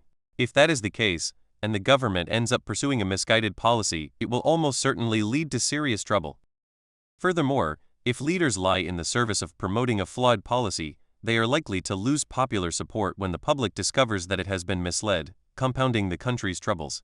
This is what happened to the Johnson administration during the Vietnam War and the Bush administration during the Iraq War. In each case, it became apparent when the war was going badly that there had been serious deception in the run-up to the conflict. Nevertheless, if statesmen and diplomats are found out to have lied about a policy that clearly achieves its aims, the public is unlikely to punish them, simply because nothing succeeds like success in international politics. Of course, that logic helps convince policymakers in the first place that they can get away with fearmongering. The hazards of strategic cover-ups. Strategic cover-ups can also lead to serious trouble both at home and abroad. Leaders who lie to their own citizens about either failed or contentious policies obviously think that their people are unable to deal intelligently with those matters. As with fearmongering, that situation is naturally ripe for blowback, because policymakers who hold such views can easily slide into thinking that the public is incapable of dealing intelligently with important domestic issues as well, which would open the floodgates for lying on the home front. That outcome would surely have regrettable consequences for any body politic. How trouble might occur in the foreign policy realm depends on the type of cover-up and how it plays out. Let us first consider how concealing a controversial policy might backfire. A leader might decide to surreptitiously adopt a particular policy after an open and contentious public debate leads him to conclude that the policy in question is good for the country, even though it is deeply unpopular with a substantial portion of the citizenry. Alternatively, a leader might feel compelled to secretly adopt a policy before it is vigorously debated in public, simply because he anticipates that it would encounter serious opposition. In both scenarios, the leader would have to lie if he were asked whether the shrouded policy had been adopted. There is serious potential for backfire with cover-ups of this sort, because whenever leaders cannot sell a policy to their public in a rational legal manner, there is a good chance that the problem is with the policy, not the audience. This is especially true if a substantial number of outside experts oppose or are likely to oppose the policy in question. With the first scenario, however, there is at least a public debate where the leaders are forced to listen and respond to their critics' concerns, including those of outside experts who know the issues well. That back and forth is likely to make those leaders think hard about their preferred course of action, which reduces the likelihood that they are just covering up a misguided policy. Moreover, they might come to recognize certain problems with their preferred policy and modify it in smart ways. But in the second scenario, where there is hardly any public debate, the likelihood that a leader will recognize the flaws in his chosen policy is sharply reduced, and thus there is a greater possibility that it will go wrong. Turning next to the other kind of strategic cover-up hiding a failed policy, it might seem at first glance that backfiring is a moot issue, since the policy has already gone awry. But that conclusion would be wrong. Covering up a botched policy, which invariably entails protecting the responsible individuals and not firing them on the spot, is likely to mean that the failed policy or some variant of it will remain in place for a while, which is not a desirable outcome. For example, defending Marshal Joffre and his strategy for fighting the German army at Verdun meant that he and his flawed formula remained in place for the entire 10 months of that bloody battle. France's soldiers would have been better served if a more able commander had replaced Joffre early in that fight. Furthermore, hiding botched policies can lead to further disasters down the road, not just because incompetents are usually kept in key leadership positions for at least some period of time, but also because engaging in cover-ups makes it difficult to have a national security system in which policymakers and military commanders are held accountable for their actions. No organization can work effectively without accountability at every level of the operation. Finally, if a botched policy is kept under tight wraps, it is difficult to have a meaningful discussion about what went wrong and how best to make sure that it does not happen again. In sum, strategic cover-ups may sometimes be necessary, but they carry significant risks, because they have considerable potential for backfiring as well as corrupting daily life on the home front. The risks of nationalist myth-making. Lying to help perpetrate national myths is unlikely to have harmful domestic or foreign policy consequences. There is not much danger of blowback, because most people are usually so taken with their nation's myths that they do not recognize them for what they are. Instead, they see the myths as hallowed truths, not lies or distortions of the historical record. George Orwell captures the essence of this collective self-delusion when he writes, "Nationalism is power hunger tempered by self-deception." Every nationalist is capable of the most flagrant dishonesty, but he is also, since he is conscious of serving something bigger than himself, unshakably certain of being in the right. Even well-educated and otherwise sophisticated elites sometimes fall victim to this phenomenon. In effect, they end up believing their own lies, in which case they are no longer lies.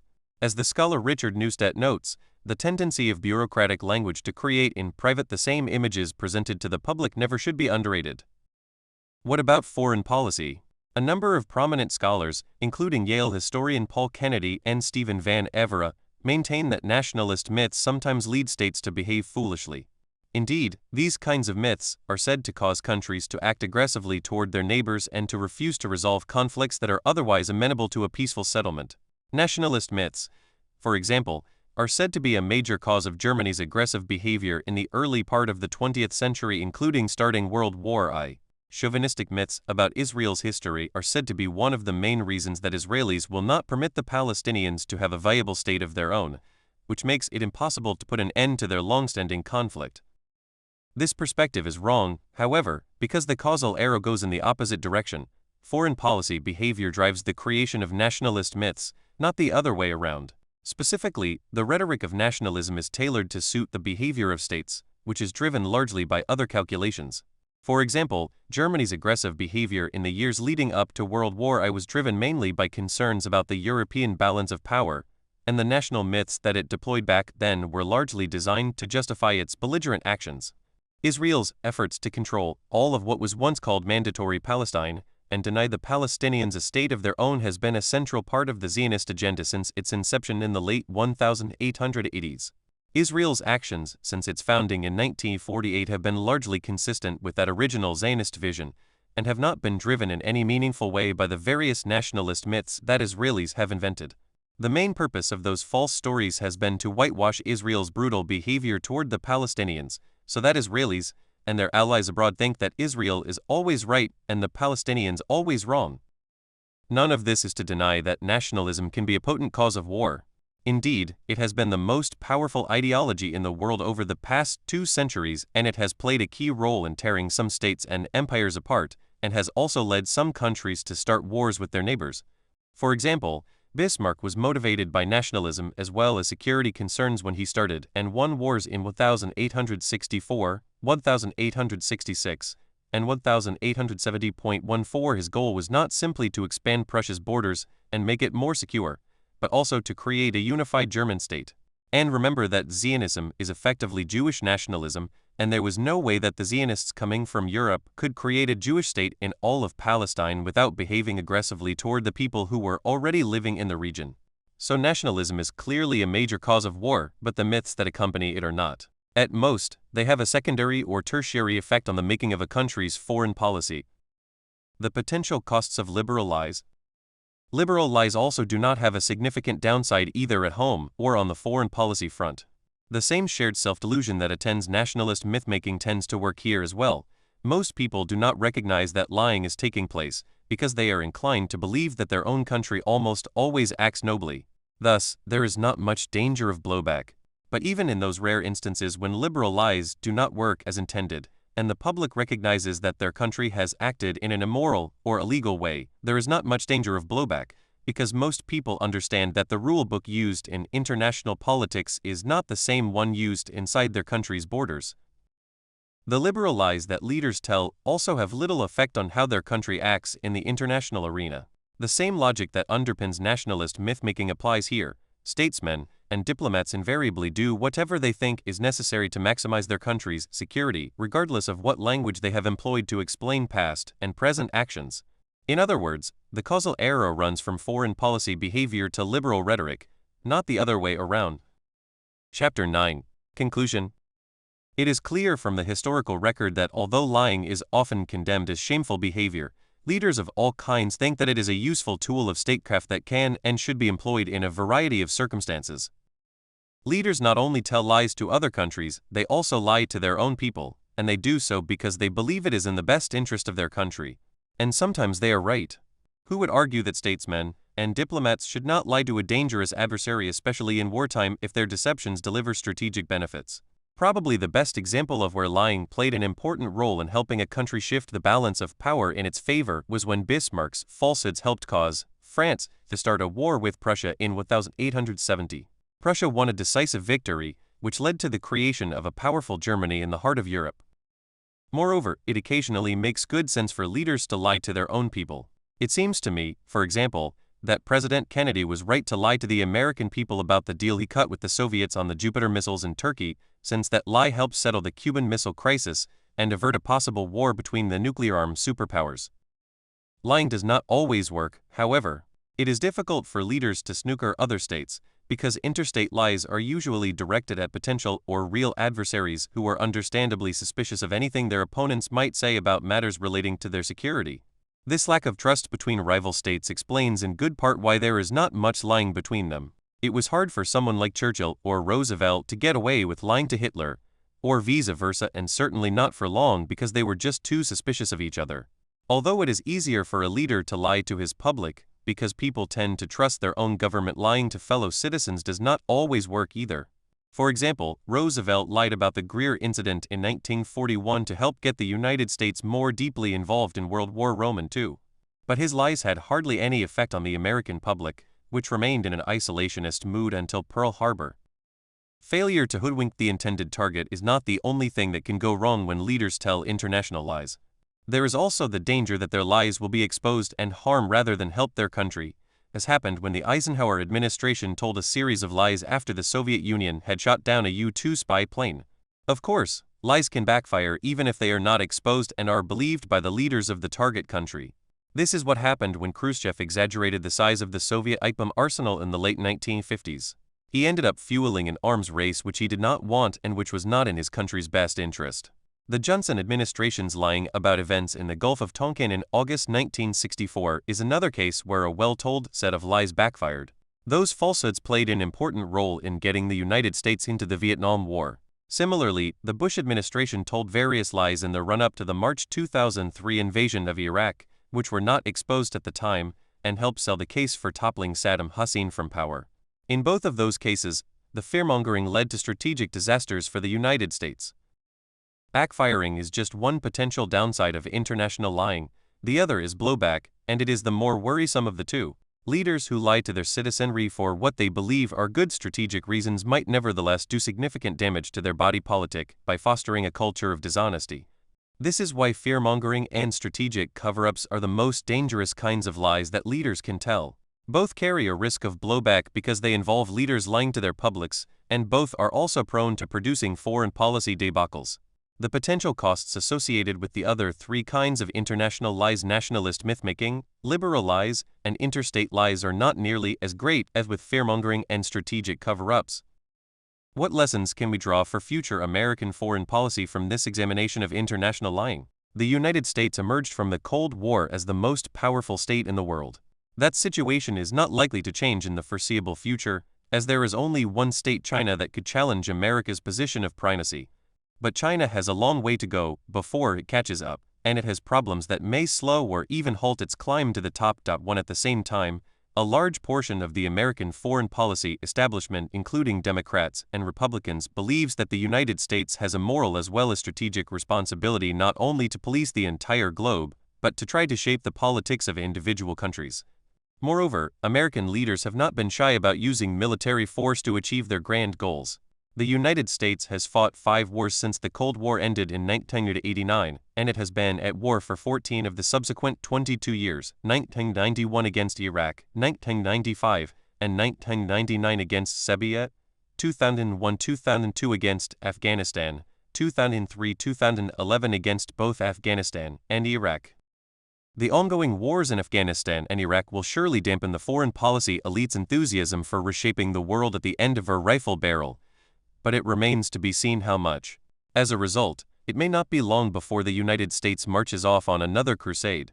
There is little reason to think that its basic commitment to running the world will go away anytime soon, which means that United States is going to be deeply involved in global politics for the foreseeable future. Such an ambitious foreign policy is likely to create numerous situations in the years ahead where America's leaders feel compelled to fearmonger. Remember, the leaders who are most likely to lie to their publics are those who head democracies bent on fighting wars of choice in distant places. That description obviously fits the United States, and it goes a long way toward explaining the Bush administration's deceptions in the run-up to the 2003 Iraq War. But it was certainly not the first administration to engage in fear-mongering, and it will not be the last. The United States spends more on its military than the rest of the world put together. It has a robust nuclear deterrent and is insulated from most dangers by two enormous oceans.